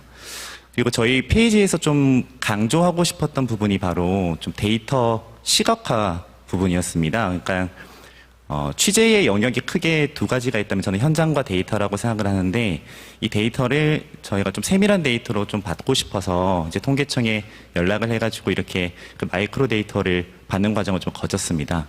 이렇게 거치고 나서 엑셀 작업을 굉장히 많이 했어요. 그래서 그 지금 인터랙티브 페이지에 나와 있는 뭐 여러 가지 데이터 분석 결과물들이 있지만 뭐 세출 예산 부분이라든가 보도되지 않은 내용들이 참 많았는데 저희가 많은 좋은 내용들이 있었지만은 시각화가 가능한 것 위주로만 축약을 조금 했습니다. 오히려 많은 정보가 전달성을 좀 떨어뜨리지 않을까라는 판단에서였고요.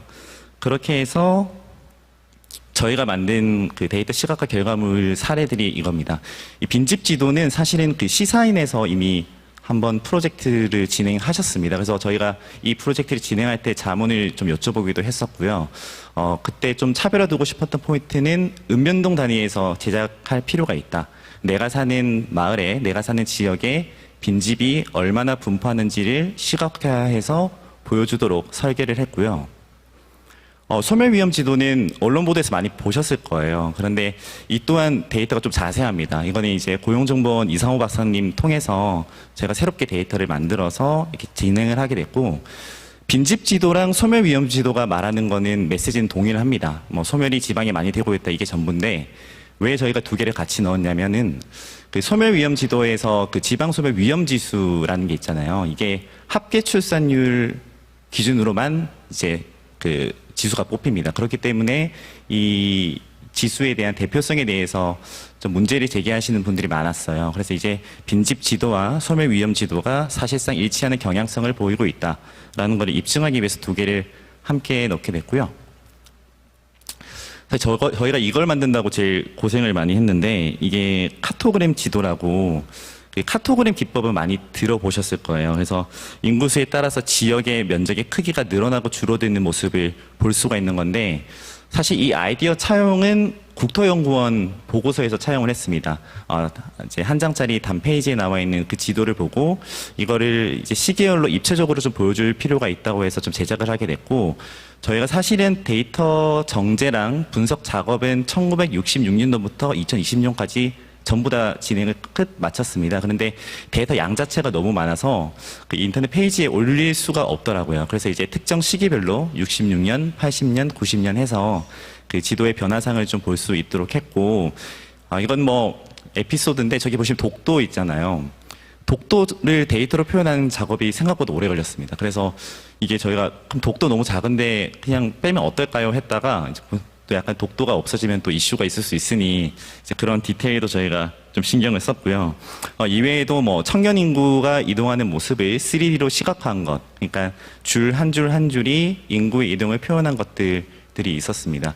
뭐 지도 같은 것들은 뭐 히트맵이나 뭐 리플렛 등을 이용하는 것들은 다들 잘 아실 테니까 자세한 건 좀 넘어가도록 하고, 시간이 많지 않아서 좀 마무리를 드리자면은, 이게 이제 저희 다큐멘터리 클로징에 나오는 화면이에요. 이게 광고기획자 이재석 씨께서 저희한테 만들어 주신 건데, 서울만 이렇게 남아있죠.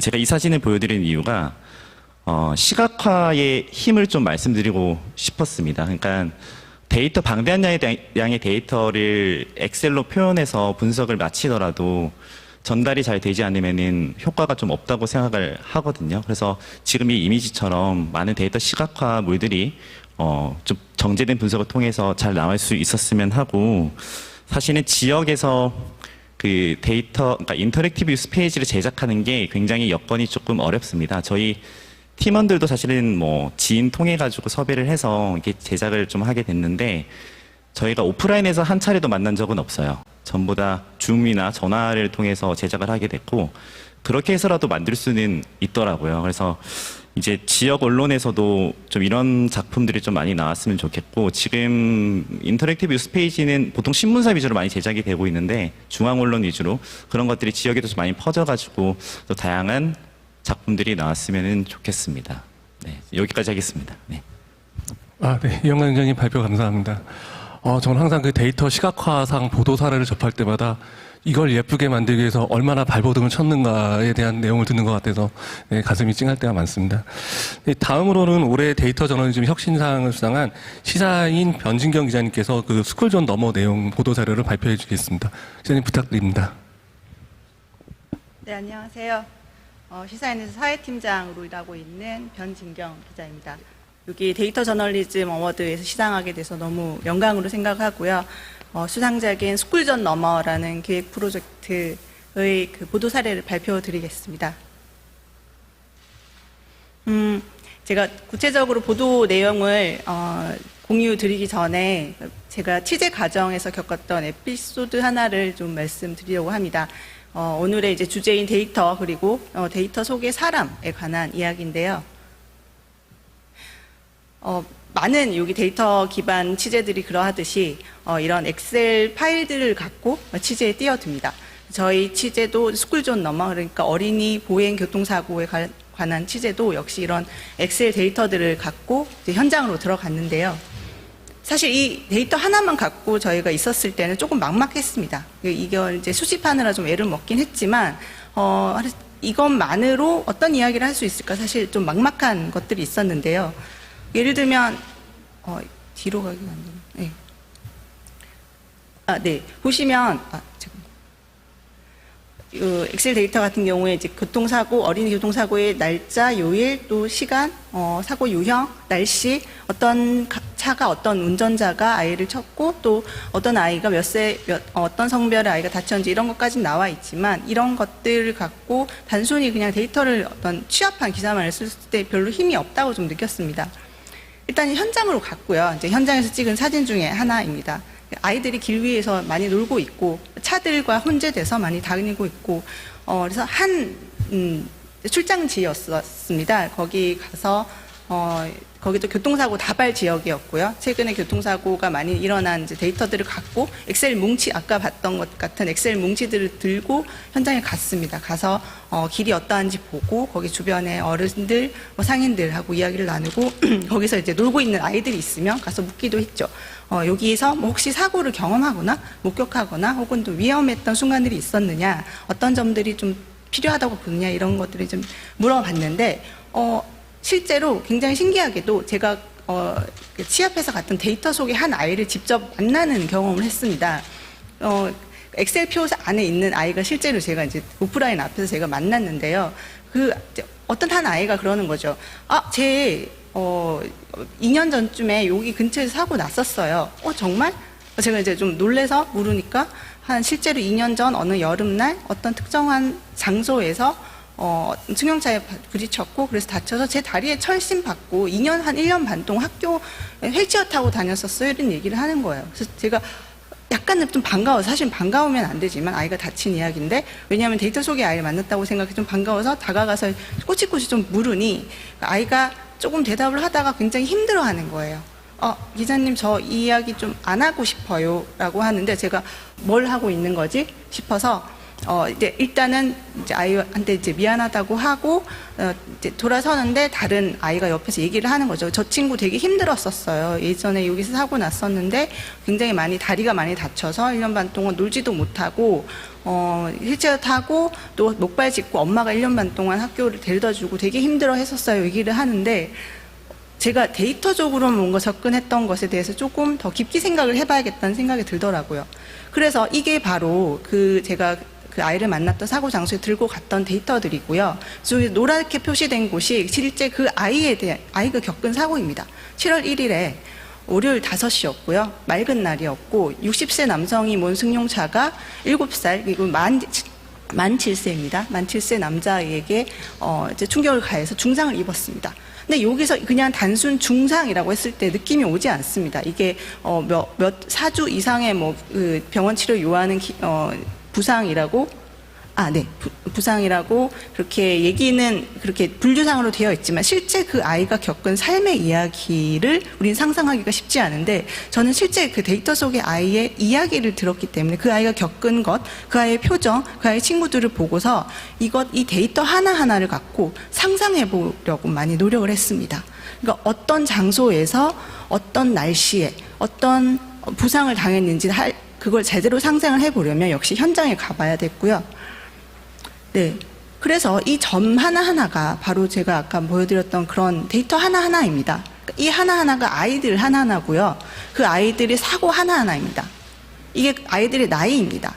이걸 갖고 이 장소로 가서 상상을 해보는 겁니다. 학교에서 놀이터로, 또 놀이터에서 도서관으로, 도서관에서 주택가 지역으로 이동을 해보면서 아이들이 직접 걸었던 길, 왜 여기서 사고 났을까? 이 나이대의 아이가 이 시간대에 왜 사고가 났을까? 혼자 걸었을까? 학원 가는 길이었을까? 여러 가지 상상을 해보면서 데이터를 활용했습니다.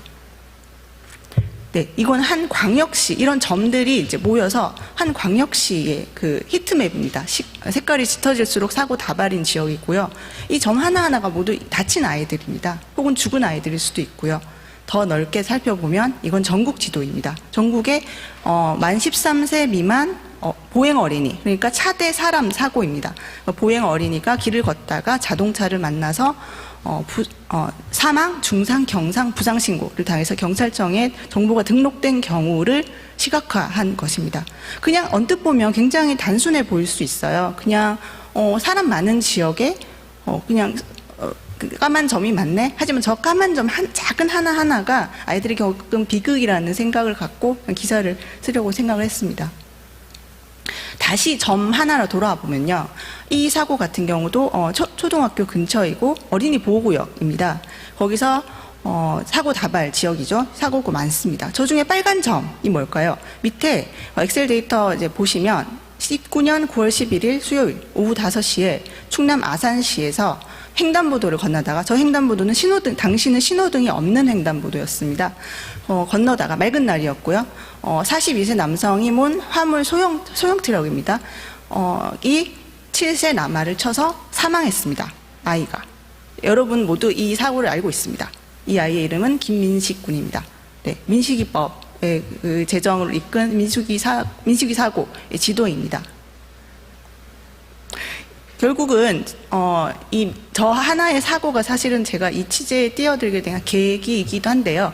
지금 우리 사회에서 민식이법에 대한 어른들의 시각입니다. 이것은 뭐냐면 모바일 게임인데요. 게임 제목이 스쿨존을 뚫어라, 민식이법은 무서워라는 게임이고요. 아이들이 갖가지 포즈를 지나가고 게임의 조작자가 자동차가 되어서 그 아이를 피해가는 건데요. 그러니까 아이가 굉장히 위협을 합니다. 길 위에 어린이들이 자동차를 위협하고 자동차가 그것을 피하지 못하고 밟게 되면 게임이 종료되는, 자동차가 찌그러져고 아이들은 킬킬 웃고 있어요. 네, 여기서 길 위의 가해자는 어린이고 피해자가 자동차 혹은 운전자입니다. 지금 우리나라에서 구도가 그렇게 되어 있습니다. 그리고 이제 유튜브 보시면 유튜브 혹은 포털 뉴스 사이트에서 민식이법이 키워드가 들어간 뉴스는 굉장히 조회수가 높고 인기가 높습니다. 댓글들도 굉장히 많이 달리고요. 여기서 그 보행 어린이, 길 위의 어린이를 보는 시각은 그 아이들은 모두 민식이법 놀이를 하는 아이들인 겁니다. 여기서 그리고 영상의 시각은 무엇이냐? 자동차의 시각입니다. 사람의 눈 시각이 아니고요. 자동차에 달린 블랙박스의 기록이 길 위의 아이들을 보는 시각입니다. 그러면서 우리는 모두 이제 아이들을 욕하고 그 부모를 욕하는 거죠. 그런 것들이 몇 년간 이어져 왔고 반성 없이 계속 반복되고 있었습니다. 저는 그것에서 관점을 한번 바꿔야 된다고 생각해서 이 보도를 준비하게 됐는데요. 그래서 저희 그 보도의 기조는 내내 이것이었습니다. 아이들 눈에 블랙박스가 있다면, 아이들 시각에서 이야기해 준 사람은 아무도 없었다. 아이들 교통사고에 대해서 항상 어른의 시각, 운전자의 시각, 차량의 시각으로 이야기했다면, 이제 아이들의 입장에서 아이들의 눈높이, 그리고 아이들이 다니는 길을 직접 걸어보면서 사고를 다시 이야기해보자. 그리고 이것은 이제 서울 디지털 재단이라는 곳에 연구 용역을 실시해서 이제 저희한테 제공해준 영상 중에 하나인데요. 그 실제 초등학교 저학년 아이의 눈에 구글 글래스랑 액션캠 이런 것들을 달아서 길을 걸어보게 했습니다. 그래서 아이가 이제 이런 인도 없는 길을 걸어갈 때 자동차를 만납니다. 자동차가 툭 튀어나오지만 저 자동차의 블랙박스에 기록된 아이는 일종의 민식이법 놀이를 할 수도 있는 아이인 겁니다. 이렇게 입장을 바꿔보았을 때 굉장히 사고를 다르게 볼 수 있다는 걸 보여주려고 했고요. 그래서 많은 현장들을 갔습니다. 지자체로 치면 한 18곳이고 핫스팟, 그러니까 교통사고 다발 지역으로 치면 한 40군데를 팀원들이 나눠서 실제 현장에 가서 아이들처럼 눈높이를 낮춰서 카메라를 실제 저희 이제 100에서 130cm 아이들의 심장 높이에 맞춰서 촬영을 많이 했고요. 아이들이 걸은 길들을 많이 걸어봤습니다. 그러면서 위험 요소들을 많이 찾아봤고 카테고리들을 이런 곳들로 나눠봤는데요. 결국은 스쿨존이든 아니든 그것이 중요하지 않습니다. 어린이 보호구역 안에서도 아이들은 죽고 밖에서도 죽습니다. 결국은 연속된 길 전체를 안전하게 만드는 것이 우리 길 위의 아이들 그리고 모든 보행 약자들 혹은 인간 모두에게 안전한 그런 정책이라는 걸 좀 말씀을 드리고 싶었고요. 또 하나 시간이 좀 부족하긴 한데 제가 또 강조해서 말씀드리고 싶었던 게 격차 문제입니다. 계층 격차입니다. 보행 안정의 계층 격차. 결국 사적으로 구매하고 부유한 집안만 보행 안전을 누릴 수 있는 지금의 환경. 네, 다시 이제 저희 우리나라 지도를 보면 사고다발 지도를 보면 단순히 아동 인구가 많은 곳, 사람이 많이 사는 곳에 사고가 많이 난다는 단순한 결과가 나오는데요. 상대적 사고 다발지가 필요했습니다. 그래서 저희의 이제 가설은 그런 것이죠. 가난한 지역은 아동 인구 수에 비례해서 사고율이 높지 않을까. 사실 이제 심증으로 많이들 알고 있는 것들인데 이것을 데이터로 분석을 해봤는데요. 가설이 맞다면 이것은 반비례 그래프로 나올 것이다. 이렇게 약간은 기대했지만 사실 실제 나올까 이렇게 고민하면서 했는데 약간 섬뜩하게도 실제로 나왔습니다. 네, 서울 경기 지역이 가장 뚜렷하게 나왔는데요. 오른쪽 하단 그러니까 부유한 지역, 이른바 이제 부자들이 사는 지역이라고 알려진 곳에서는 인구당 사고 건수가 낮게 나타납니다. 반대의 경우는 인구당 사고 건수가 높게 나타나고요. 결국은 근데 이런 데이터 하나를 갖고 데이터 자체만 저희가 만약에 보도를 한다면 사람들은 단순하게 반응합니다. 아, 잘 사는 지역이 안전하구나. 못 사는 지역은 아이를 안전하게 키울 곳이 못 되는구나. 어서 돈을 벌어서 잘 사는 곳으로 가자. 저는 이런 결과를 원치 않는 거고요. 모든 곳에서 아이들이 안전하게 되기 위해서는 결국은 안전한 곳, 부유한 지역이 갖고 있는 안전 요소 그리고 그렇지 못한 지역이 갖고 있는 위험 요소들을 발견하고 그걸 보도하려고 많이 노력을 했고 그것을 위해서는 다시 현장으로 갔어야 했습니다. 결국은 저는 이제 감히 이런 말씀을 좀 드리고 싶은데 데이터는 아무것도 아닙니다. 네, 하고 싶은 이야기가 없으면 데이터는 힘이 없습니다.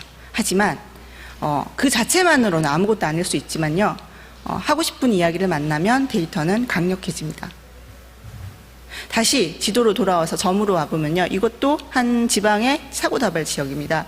초등학교 근처에 있고 근처에 주택가가 많고 여기는 이제 인도가 없는 이면도로가 많아서 최근에 사고가 굉장히 많이 났습니다. 주황색이 중상사고입니다. 근데 제가 이 지역을 관찰하면서 아침 등굣길을 관찰하면서 굉장히 좀 흥미로운 장면을 발견을 했어요. 네, 아이들이 특이한 길로 가는 거죠. 한 건물 사이 쪽길 같은 데로 애들이 많이 가는 겁니다.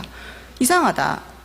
이게 지도를 확대해 보면 저 건물이 되게 이상하게 생겼죠. 저기 주황색 동그라미 친 지역을 보면 건물이 둘로 쪼개져 있고 저 사이를 지나서 왼쪽에 있는 학교로 많이 아이들이 지나가는데요. 제가 이상해서 옆에 있는 과일 가게 아저씨한테 여쭤봤어요. 이 길은 뭔가요? 네, 아저씨가 만든 길이었습니다. 이 사장님께서는 이 건물의 주인이기도 하셨는데 이 건물을 2013년쯤에 지을 때 요 근처에서 하도 애들이 교통사고가 많이 나서 요 길을 내면 요 안전하게 지름길을 내면 아이들이 길에서 사고를 좀 덜 당하지 않을까 싶어서 이렇게 건물을 지으실 때 중간에 길을 일부러 내시고 땡땡 초등학교 가는 길 이렇게 표지판도 다르셨어요. 실제 아이들이 그 길을 이용하고 있었고 그래서 그 근처는 진짜 사고가 그 이후에 없었습니다. 아저씨한테 왜 그러셨냐 하니까 사실은 고민을 많이 했다고 해요. 사실은 그 지역을 그 공간을 그냥 건물로 두며 임대 수익만 해도 한 달에 최소 100만 원, 그러니까 한 1년에 1,200만 원을 벌 수 있는 곳인데 그럼에도 불구하고 아이들 안전이 더 중요하니까 사고가 나는 모습을 보고 싶지 않아서 이런 결정을 했다면서 말씀하셨는데 굉장히 감동을 받아서 저희 이제 기사에도 실고 했습니다. 근데 이 아저씨께서는 그 이후 사실은 이게 이렇게 한지는 오래되셨는데 막상 동네 분들이 잘 몰라주셔서 좀 섭섭해하고 계셨는데 제가 우연히 발견을 해서 굉장히 흐뭇해하셨고요. 이후에 아마 KBS, MBC 아침 방송에도 이 사례가 소개돼서 보도된 걸로 알고 있습니다. 이렇게 훈훈한 에피소드를 일단 마쳤는데요. 예, 저희 보도는 일단 저희 이제 지면 매체지만 이런 인터랙티브 웹페이지로 또 구성을 해서 독자들에게 많이 확산을 시켰고요. 네. 그리고 또 영상도 찍었습니다. 드론 영상 많이 띄웠고요. 전국 각지를 돌으면서 한을 위해서 많이 또 영상을 찍고 또 360도 VR로도 구성을 했습니다. 로코스코핑 기법을 이용한 모션 그래픽을 입혀서 좀 특이한 VR 영상을 아마 저희 유튜브 채널 가시면 보실 수 있고요. 또 증강현실, 그러니까 모든 것을 어린이 보호구역이라는 캐치프레이즈로 이런 증강현실 콘텐츠를 만들기도 했습니다. 그리고 무엇보다 저희는 지면 매체고요. 가장 많은 내용을 저희 지면 시사인 733호, 734호에 많이 실었습니다. 혹시 구체적인 내용 궁금하신 분들은 지면 기사를 참고해 주시면 좋을 것 같습니다. 네, 감사합니다. 네, 변진경 기자님, 너무 잘 들었습니다. 저 개인적으로 시사인을 구독하고 있는데 올해 이 기사를 보고 올해 구독료는 끝났다. 더 안 봐도 되겠다 싶을 정도로 너무 잘 읽었던 기사를 기억하고 있습니다. 다음으로는 올해 데이터 저널리즘 어워드에서 오픈 데이터 상을 수상하신 MBC 일본 노비의 기술에 대해서 MBC 기획 시스템의 남지현 기자님께서 발표해 주겠습니다. 부탁드리겠습니다. 안녕하세요. MBC 기획실팀의 남재현입니다. 저는 이제 제가 이 모든 보도를 한 건 아니고요. 저희 팀에는 현장 기자 4명, 그다음에 리서처들이 사안에 따라서 4명에서 6명이 이제 왔다 갔다 하게 되는데요. 그 모든 팀원들이 다 작업을 했던, 그래서 기사화했던 내용들입니다. 저희가 한 가지 주제만 하는 것들은 아니고 각각 기자별로 사안별로 그때 당시에 할 만한 이슈들을 사전 취재한 뒤에 그 뒤에 사전 취재가 어느 정도 마무리가 되면 그 뒤에 본격적으로 전부 다 투입이 돼서 이 취재를 하는 형태의 팀의 성격을 갖고 있습니다. 저희가 지난번 올해 2월에 했던 보도인데요. 일본 로비의 기술이라는 보도였습니다. 이 첫 보도의 시작점은 어디였냐면 화이트리스트, 일본의 화이트리스트, 그러니까 백색 국가에서 리스트에서 제외하는 수출 규제하는 것이었습니다. 그리고 1년이 지났음에도 불구하고 그 수출 규제가 우리의 바람과 달리 왜 계속 지속되고 있을까? 그 힘의 저력은 어디서 나와 있을까? 조금 시간을 돌려보면 재작년 7월이었을 겁니다. 그때 당시에 이제 북미 3차 정상회담으로 한반도가 되게 뜨겁게 달가오르고 일본 패싱이다 이런 얘기가 나올 때였는데 느닷없이 이제 7월에 일본이 화이트리스트에서 한국을 제외하게 되면서 이제 수출 규제가 시작이 됐죠. 근데 그 뒤에 모두 다 향한 곳이 일본과 우리나라가 향한 곳은 다른 곳이 아니라 미국이었습니다. 미국으로 달려가서 만나기 시작하죠. 정치인들과 행정부를 만나기 시작해서 설득을 하게 되는데 지금도 수출 규제가 계속되고 있는 걸 봐서는 아마 한국보다는 일본의 뜻이 더 관철되고 있는 거 아닌가. 그래서 이 저력은 과연 어디서 나오나 이게 가장 궁금했었고요. 이거의 근원지를 좀 찾아보고자 하는 의도에서 취재는 시작이 됐습니다. 결국 1차적으로 저희가 결론을 얻은 게 이게 워싱턴 DC에 있는 K 스트리트입니다. 여기 어디냐면 미국에는 로비 회사들이 모두 모여 있는 곳입니다. 대략 미국에는 그 미국 법무부 사이트에 등록된 회사로 치면 약간 505곳, 500곳 정도가 되는데요. 이 주변에, 정치 1번지 주변에 다 모여 있는 회사였습니다. 저희가 이제 데이터는 이제 공개도 해놓긴 했지만 저희가 지금까지 한국, 일본 비교를 해보면 일본 한 170곳 정도, 한국은 한 120곳 정도 접촉을 했다. 로비 회사를 고용한 적이 있다라고 나와 있는데 아베 정권 이후에는 일본이 한 55곳 정도였습니다. 그러니까 전체 10곳 중에 한 곳, 9곳 중에 한 곳은 일본 손을 거쳐가거나 일본과 작업을 했던 그런 회사들이라고 봐야 됩니다. 우리나라 같은 경우에는 그보다 좀 적은 한 절반 정도 수준이라고 데이터에서 나와 있었습니다. 그런데 아까 방금 말씀하신 것처럼 그렇게 로비 활동을 벌이면 미국은 로비가 아시겠지만 합법입니다. 그래서 이게 등록을 하게 어떤 활동을 했는지 등록을 하게 돼 있는데 바로 지금 보시는 것처럼 미국 법무부 파라 사이트입니다. 외국인 로비 대리인 등록법에 의해서 6개월마다 한 번씩 등록을 하게 되어 있습니다. 사실은 이 데이터들은 다 공개가 되어 있는데 저희가 제대로 한번 본 적이 없죠. 그 이유는 뒤에 얘기를 좀 들으시면 이해가 가실 텐데 요 안에 있습니다. 이 안에 세부적으로 보면 이런 식으로 되어 있습니다. 그래서 맨 처음에 저희가 주제를 몇 개 정했습니다. 지소미아. 근데 문건이 한 3-4개밖에 안 나오는 거예요. 위안부는 어떨까? 그리고 봤더니 몇 건이 나오는 것 같기도 하고 안 나오는 것 같기도 하고. 그래서 되게 어디까지 이걸 모을 거냐 이거 가지고 논란이 되게 많았습니다. 근데 결국에 귀결은 이렇게 됐습니다. 일본이 들어가는 거 다 찾고 한국이 들어가는 거 다 찾자. 그래서 다 찾은 결과물입니다.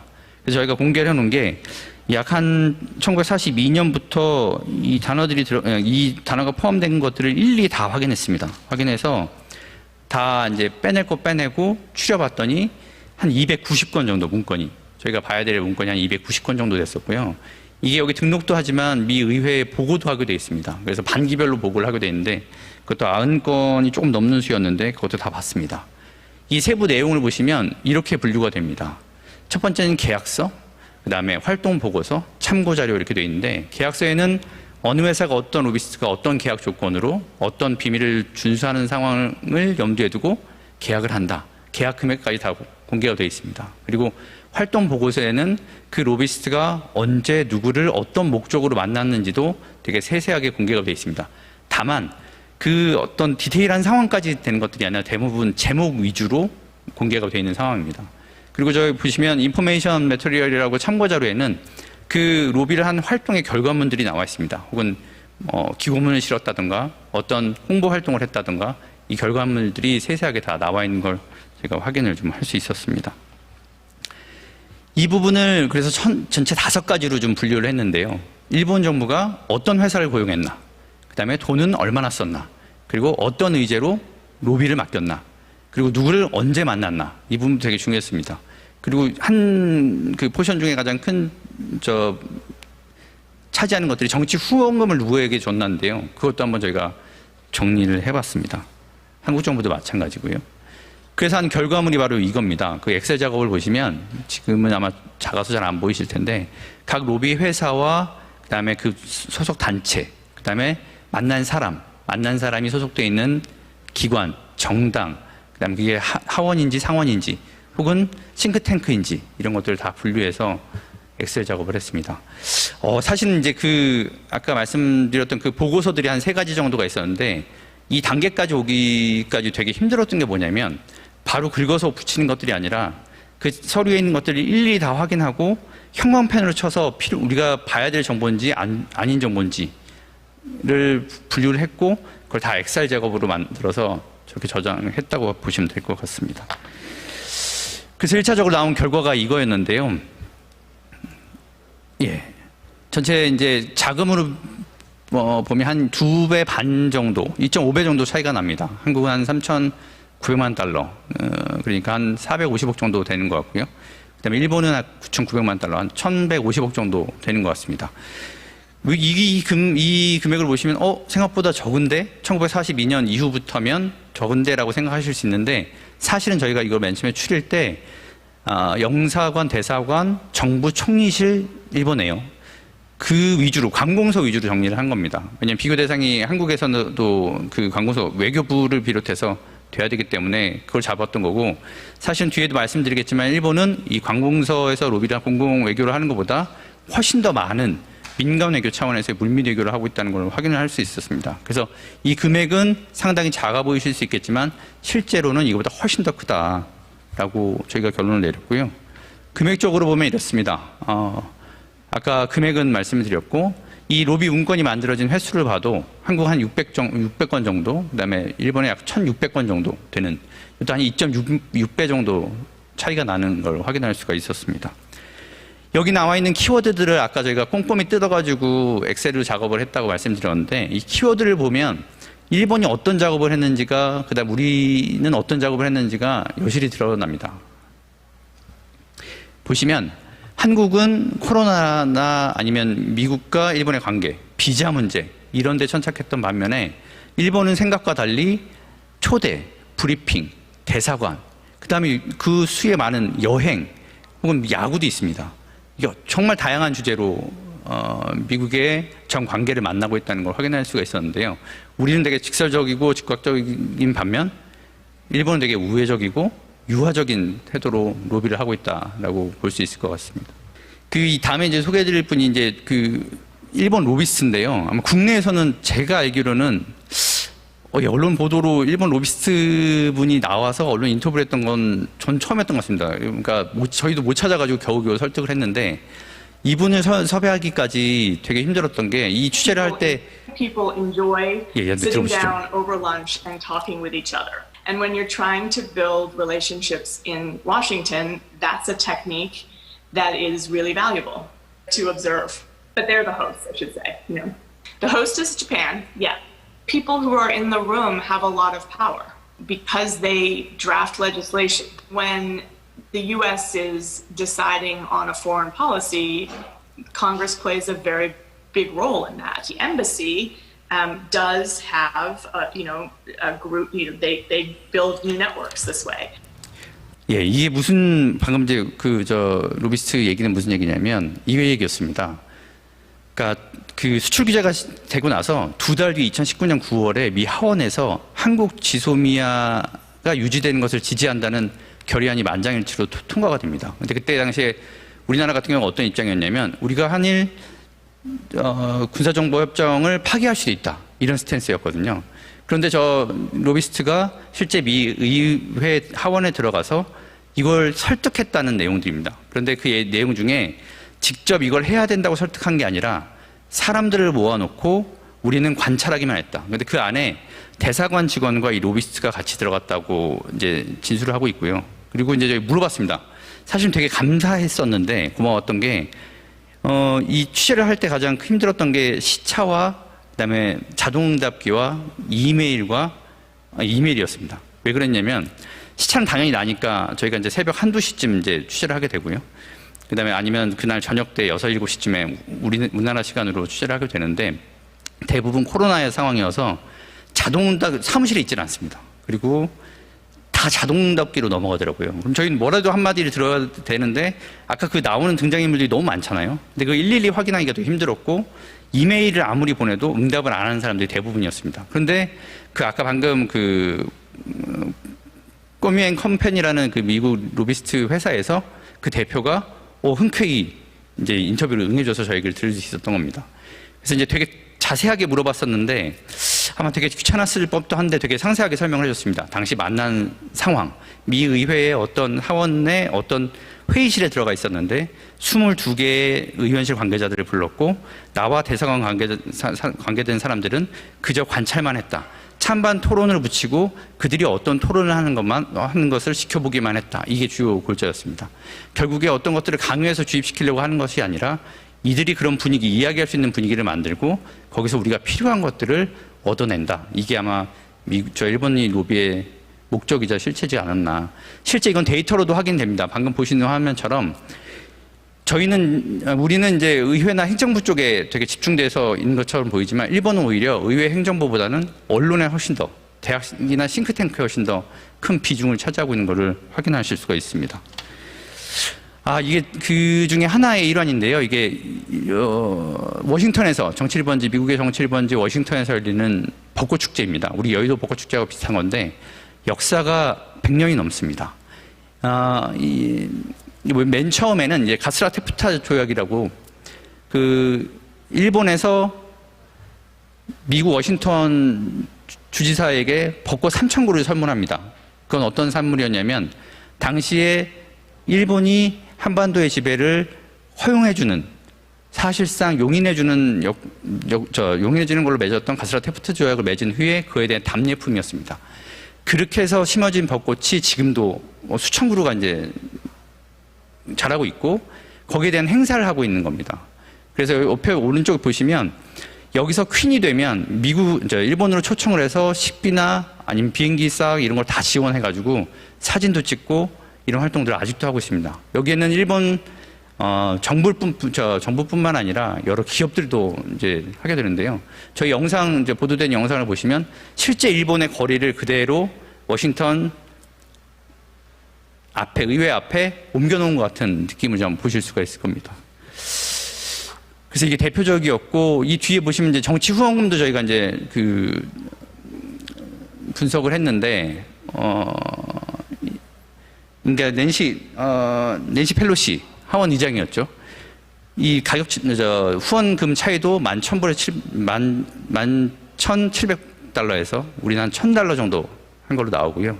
실제 재밌었던 거는 그 바이든 대통령이 당시 대선 출마를 선언한 날이었습니다. 우리는 접촉한 흔적이 없었는데 당시 일본은 어김없이 바이든 캠프에 정치 후원금을 전달하는 것도 확인을 좀 할 수 있었습니다. 제가 시간이 좀 얼마 없어서 말씀이 좀 빨라졌는데요. 그래서 이제 이 서정호 교수 얘기를 또 한번 들어보시면 생각이고요. 전략이 부재하고 경험이 없다는 게 더 큰 문제인 거죠. 서정호 교수 그 얘기를 합니다. 이게 단순히 돈이 더 있으면 되는 것들이 아니라 사실 우리는 전략과 경험이 부족하다. 그것이 가장 큰 문제라고 좀 진단을 했었고요. 저희도 이 부분에 상당히 공감이 가는 부분이었습니다. 요 화면은 저희가 데이터를 공개해 놓은 겁니다. 그러니까 가능한 한 주요 문서들은 영문으로 되어 있는 것들을 한글로 다 번역까지 해서 공개를 해놨고요. 저희가 이걸 공개하고 나서 오히려 다른 일반 시청자분들보다는 그 특파원들이나 아니면 학교에 계신 분들한테 연락을 되게 많이 받았습니다. 왜냐하면 이제 저희가 처음 이런 자료들을 정리하다 보니까 이걸 교재로 쓰고 싶다거나 아니면 이걸 한번 실제 보고 취재에 좀 활용하고 싶다고 했던 내용들이었습니다. 시간이 다 돼서 이상 저희 간단히 좀 설명을 좀 드렸고요. 네, 저희가 되게 저희뿐만 아니라 리서처들이 밤새고 같이 막 취재한다고 되게 고생을 많이 했었는데 아무튼 그 큰 상 주셔서 네, 아마 모두가 되게 큰 위로가 됐고 감사드리고 있습니다. 감사합니다. 네, 남재영 기자님 감사합니다. 사실 저도 이번 어워드 심사에 참여를 했었는데요. 오픈 데이터상은 만장일치였습니다. 네, 왜 만장일치인지를 사례를 통해서 잘 보여주신 것 같습니다. 지금 이제 또 세 분의 발표 너무 잘 들었고요. 이제 곧 다시 이제 토론 발표 내용을 가지고 질의응답을 진행하려고 합니다. 유튜브를 통해서 유튜브 댓글창에 질의하신 그 내용을 좀 올려주시면 제가 대신 질문하도록 하겠습니다. 먼저 그 유튜브 질문을 통해서 KBS 이영광 기자님께 지방 언론에서 데이터 저널리즘을 시각화시키고 진행하는 과정에서 겪는 어려움들에 대해서 자세히 듣고 싶다는 질문이 올라왔습니다. 이영광 기자님, 예, 좀 편하게 얘기하시면 될 것 같습니다. 자세히, 네. 거의 1시간 정도 넘게 얘기할 수 있을 것 같은데 그 어려움은 일단 뭐 저희가 진행을 하면서 페이지를 제작하는 거는 저희 본사에 계신 그 시사기획 창팀의 도움과 그다음에 저희 개발팀과 그다음에 이제 저희 그 데이터 저널리즘 팀에 계셨던 그 정한진 선배의 도움 받아서 좀 진행을 많이 했었고요. 제일 어려웠던 게 이제 시각화 부분이었는데 이게 사실은 이번에는 좀 저희가 사실 제작비도 좀 많지가 않았어요. 돈이 많이 없어서 인맥 찬스를 많이 썼습니다. 그래서 제 지인들 통해 가지고 이제 데이터 분석하는 것들은 이제 카이스트랑 좀 협업하는 형태로 해서 조금 진행을 했었고요. 프론트 페이지 개발이라던가 이제 디자인 작업 같은 경우들도 이제 지인 통해서 좀 이 보도의 취지 같은 거를 충분히 설명을 드리고 그렇게 해서 좀 진행을 했었고 제 개인적인 생각으로는 지역에는 데이터 분석이라든가 뭐 시각화 부분, 근데 디자이너 분들, 인재분들이 많지는 않아요. 그래서 어쩔 수 없이 수도권에 계신 분들을 좀 모셔야 되는 상황들이 있는데, 뭐 줌을 통해서 좀 많이 회의를 진행을 하면서 그렇게 업무를 수행했습니다. 네.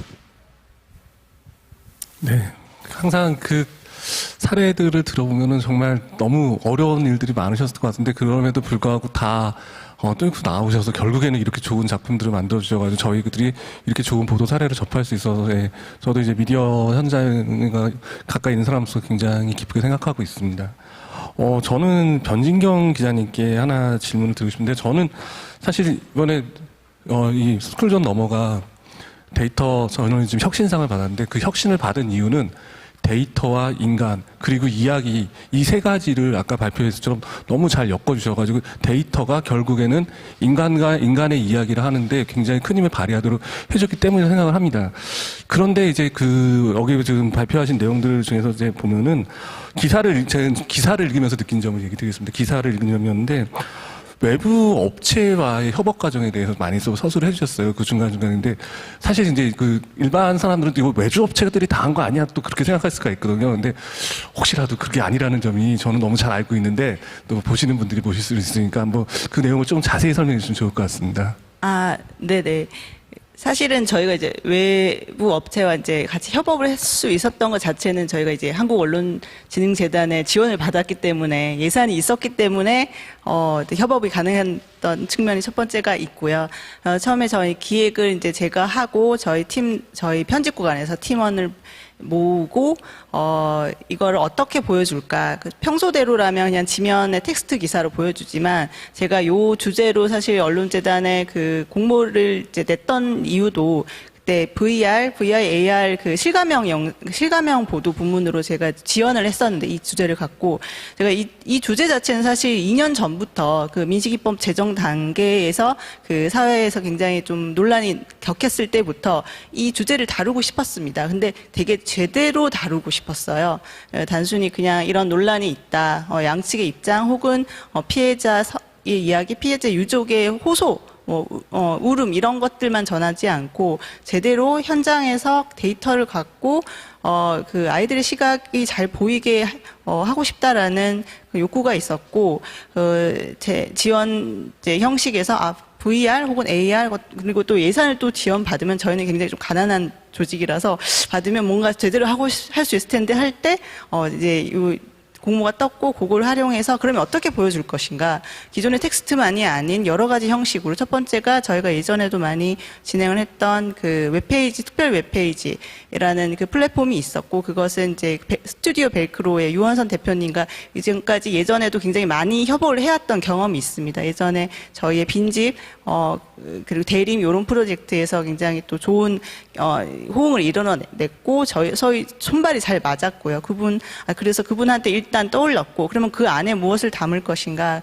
텍스트 그리고 영상 같은 경우는 저희가 작년부터 이제 영상 PD도 같이 저희 편집국에 합류를 해서 같이 영상 저널리즘 저희가 원래 지면 기반이었지만 영상 저널리즘도 저희가 지금 시도를 하고 있는 단계여서 저희 그 PD가 굉장히 힘을 많이 써줬고요. 그 다음에 이제 그 지도라든지 데이터 시각화 부분을 어떻게 보여줄 것인가. 이 부분도 굉장히 우연찮게 그 전문가분을 만나게 돼서 그분과 한참 회의를 했습니다. VWL의 김승범 소장님이신데 제가 이제 개인적으로도 원래 질문이 있었고 예전에 또 이런 행사장에서 저희 그 팀원인 김동인 기자하고도 친분이 있어서 우리가 이러이러한 걸 하려고 한다 하니까 굉장히 흥미를 보이시더라고요. 눈을 반짝이셨다 하셔서 그러면 같이 해보시겠느냐 해서 굉장히 기획 초기 그러니까 5월 6월부터 미팅을 하고 취재 내용을 공유하면서 어떻게 보여줄 것인가 무엇을 시각화할 것인가에 대해서 얘기를 많이 나누고 그래서 이런 여러 가지 이제 복합적인 결과물로 나타날 수 있었던 것 같습니다. 네, 말씀 감사합니다. 혹시 무엇을 이야기하려는지에 대한 의도와 그다음에 구체적으로 어떤 방향성을 가지고 있는지에 대한 확신이 있어야지만이 이런 협업도 이끌어갈 수 있는 거고 이렇게 좋은 작품으로 만날 수 있게 되는 것 같습니다. 네, 설명 감사드리고요. 그리고 저는 또 남지현 기자님께도 질문 하나 드리고 싶은데 아까 보도 사료에서 보여주셨듯이 그 간단한 엑셀들이 사실은 얼마나 많은 노가다를 통해서 탄생하는지에 대해서 익히 잘 알고 있습니다. 그리고 그 공개 페이지에 혹시 접속해 보시면 아시겠지만은 진짜로 그 영문들을 다 전문까지는 아니더라도 필요한 부분들에 대해서 번역까지 다 해 놓으셨습니다. 그래서 아마 학계에서도 이거를 자료로 활용하고 싶다. 우리가 어떻게 하든 그렇게 연락이 올 것 같은데요. 근데 그런 어려움들은 조금 더 얼마나 어렵게 했는지에 대해서 소개를 해주셔도 좋을 것 같아요. 약간 너무 짧게 지나간 것 같아가지고 이거를 크롤링해서 수기로 입력을 하는 과정에서 겪으셨던 어려움이나 앞으로 이런 어려움을 해소하기 위해서 좀 더 나아졌으면 하는 방법들 그런 것들이 느끼신 점이 있다면 발표해 주시면 감사하겠습니다. 예, 저희가 사실은 되게 어렵긴 했는데 아직 대안을 찾지는 못하고 있었는데 아까 교수님 말씀해 주신 것처럼 이건 이제 텍스트와 제목과 이름과 장소, 시간만 있는 거여서요. 이걸 어떻게 따로 거기서 어떤 걸 유추해내기라는 건 사실 쉽지가 않았습니다. 그래서 결국에는 아까 저희가 이제 가장 어려웠던 게 자동응답기와 이메일이었다고, 그다음에 코로나, 그다음에 시차였다고 말씀드렸는데 그 사람들의 과거에 쓴 어떤 글, 소속해 있던 단체, 책 이런 것들 다 찾아갖고 직접 물어보는 방법밖에 없었습니다. 그러니까 이 사안에 대해서는 특히 그랬던 거죠. 왜냐하면 그렇게 확인하지 않으면 저희가 이제 단순히 이렇게 유추해갖고 쓸 수 있는, 추론해서 쓸 수 있는 기사가 아니었기 때문에 그래서 그 물어보는 단계, 그 하나하나 단어들을 다 뜯어가지고 확인하는 단계가 가장 힘들었고요. 좀 지구 반대편에 또 있는 데였기 때문에 이걸 대안을 저희도 고민을 했는데 이건 도대체 어떻게 어떤 프로그램을 돌려가지고 할 수 있는 부분은 아니다. 결국에 현장에서 좀 부딪힌 것 같다. 가장 큰 걸림돌이었다. 이 생각이 좀 들었고요. 예, 그래서 그나마 저희가 이제 그 과정을 겪었기 때문에 그래도 좀 편히 보시라고 번역도 좀 해놨고 그렇게 좀 추려놓은 상태가 지금 저희 공개된 데이터라고 보시면 될 것 같습니다. 예, 이영관 기자님께도 하나 질문을 드리고 싶은데요. 이게 아까 말씀은 줌으로 했고, 그 다음에 지역에서 이렇게 해서 했다, 그래서 크게 이렇게 여러 개 만나고 되게 쉽게 말씀해 주셨는데, 그 과정이 쉽지 않았을 거라는 너무 짐작이 갑니다. 거기다가 이 결과물들을 하나하나 확인하고 피드백을 주고받고 그 과정들을 서로 대면하지 않은 상태에서 또 했던 과정들이 굉장히 쉽지 않았을 거라 생각하는데요. 그럼에도 불구하고 저는 이게 진행하면서 가장 힘들었던 것은 하나 정도가 있을 것 같아요. 아마 좀 짐작이 가는데요. 그 부분들을 좀 얘기해 주고 좀 이런 것들은 좀 구조적으로 해결이 가능할 수도 있을지 아니면 어떤 방식으로 좀 해결 방안도 한번 이렇게 됐으면 바뀌었으면 좋겠다는 그런 바라는 점이 있으시다면 얘기해 주면 감사하겠습니다. 지금 당장 떠오르는 거는 좀 두 개인데 일단 그 데이터 작업 아까 말씀하셨지만 사실 노가다거든요. 이게 밤새 가면서 이제 이게 틀린 정보는 없는지 일일이 확인도 해야 되고 이제 그런 작업을 할 때 저희가 처음에 이제 뭐 지금 이제 MBC 선배께서도 말씀해 주셨지만은 지금 제가 진행했던 데이터 말고도 데이터를 크롤링하는 과정에서 이게 좀 효율적으로 진행됐으면 좋겠다라는 생각을 항상 많이 해요. 이게 종이에 적혀 있는 텍스트를 데이터 분석을 할 때도 이제 옮겨지는 과정 자체가 이제 막아놔가지고 이제 그 데이터를 뽑지 못하는 거에 많아서 그거를 일일이 손으로 타이핑 치고 하는 그런 반복 작업들을 많이 하는 게 사실은 되게 지치게 만들어서 그런 부분이 조금 이제 정보가 공개되는 것도 지금 중요하지만은 어떻게 공개되느냐를 좀 논의해야 되는 시점이 아닌가라는 생각을 조금 하고요.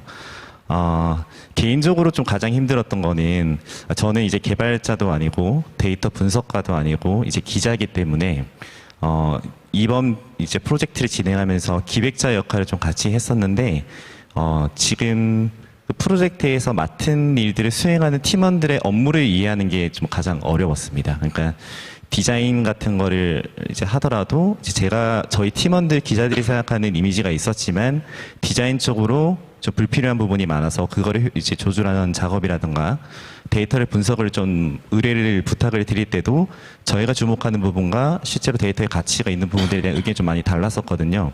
이제 그런 부분들이 많이 소통이 되고 좀 그런 업무의 비중 자체가 기자뿐만 아니라 이제 이런 팀원들에게도 많이 조율이 되는 형태로 조직 구성이 이루어져야 언론에서도 이런 인터랙티브 페이지가 좀 잘 나올 수 있을 것 같고, 예, 그렇습니다. 네, 말씀 감사합니다. 네, 얘기를 항상 들으면 데이터 저널리즘은 그 모든 분들이 항상 노가다라고 얘기하시는 게 정답인 것 같습니다. 저도 정말 너무 공감하는데 많은 분들이 이게 노가다가 아니라 그냥 버튼 누르면 나오는 줄 알고 있는데 사실은 그 버튼을 누르기 위해서 수많은 품을 들여야 된다는 것들은 이제는 점점 많은 분들이 알 거라고 생각을 하고 있습니다. 저는 그 세 분에게 그래서 공통적으로 좀 질문을 드리고 싶은 게 하나가 있는데요. 저 아직 먼 거 압니다. 한국에서 지금 저희가 지금 이렇게 컨퍼런스도 하고 있고 어워드도 하고 있지만 데이터 저널리즘으로 가기 위해서는 해결해야 될 일이 아직 많이 있습니다. 아까 그 변경 기자님 말씀해 주셨던 그 인간의 이야기를 데이터로 강력하게 이야기하기 위해서는 개선해야 될 환경들도 많이 있고 그런데 그래서 한국의 언론이 데이터 저널리즘, 그러니까 데이터를 통해서 더 많은 이야기를 강력하게 전달하기 위해서 좀 개선돼야 될 점이라든지 아니면 좀 바라는 점이 있다면은 그거를 각자 좀 편하게 말씀해 주면 좋겠습니다. 변진경 기자님부터 먼저 말씀해 주면 좋겠습니다.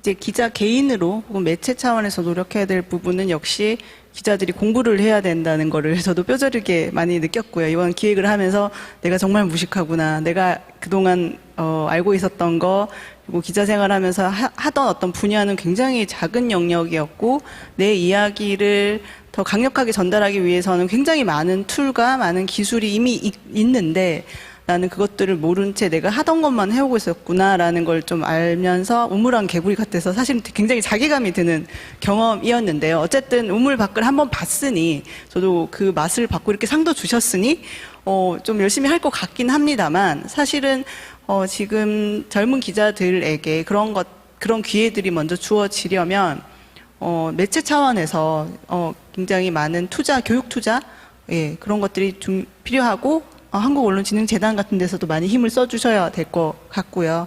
그리고 데이터를 제공하는 측에서도 그냥 어떻게 보면 데이터 만들어서 이렇게 갖고만 있거나 혹은 그것을 알려주는 제공해주는 그런 사이트나 이런 게 있다고 해도 그렇게 누가 굳이 많이 와서 활용해 주길 바라는 것 같다는 생각은 하지 않았어요. 그냥 일단 우리는 했다 이런 식으로 면피성으로 데이터를 공개하는 곳도 많았는데 그런 데이터를 갖고 있는 곳과 언론과의 접점이 좀 더 많아지면 좋겠다라는 생각도 했습니다. 네. 네, 말씀 감사합니다. 저도 박사를 받은 게 굉장히 창피합니다. 배워야 할 게 너무 많은데 모르는 게 너무 많아서 그 말씀이 정말 배워 나가야 되는 것도 많고 지원을 해줘야 되는 것도 많고 계속해서 끊임없이 싸워야 되는 싸움인 것 같습니다. 네. 남재형 기자님도 같은 질문에 대해서 좀 예. 네, 저는 첫 번째는 저희가 이제 사이사이 조그맣게 각 언론사별로 이렇게 축적해 나가고 있는 어떤 노하우들 중에 방금 이영광 기자가 말씀하셨던 것처럼 어떤 포맷으로 데이터가 저장되어 있느냐. 이것만이라도 사실 활용 가능하도록 한다고 그러면 그 관심이 전 요즘 되게 많은 기자들이 관심을 가져야 하는데 그 단계에서 뛰어넘지 못하고 사실 다 좌절하는 거거든요.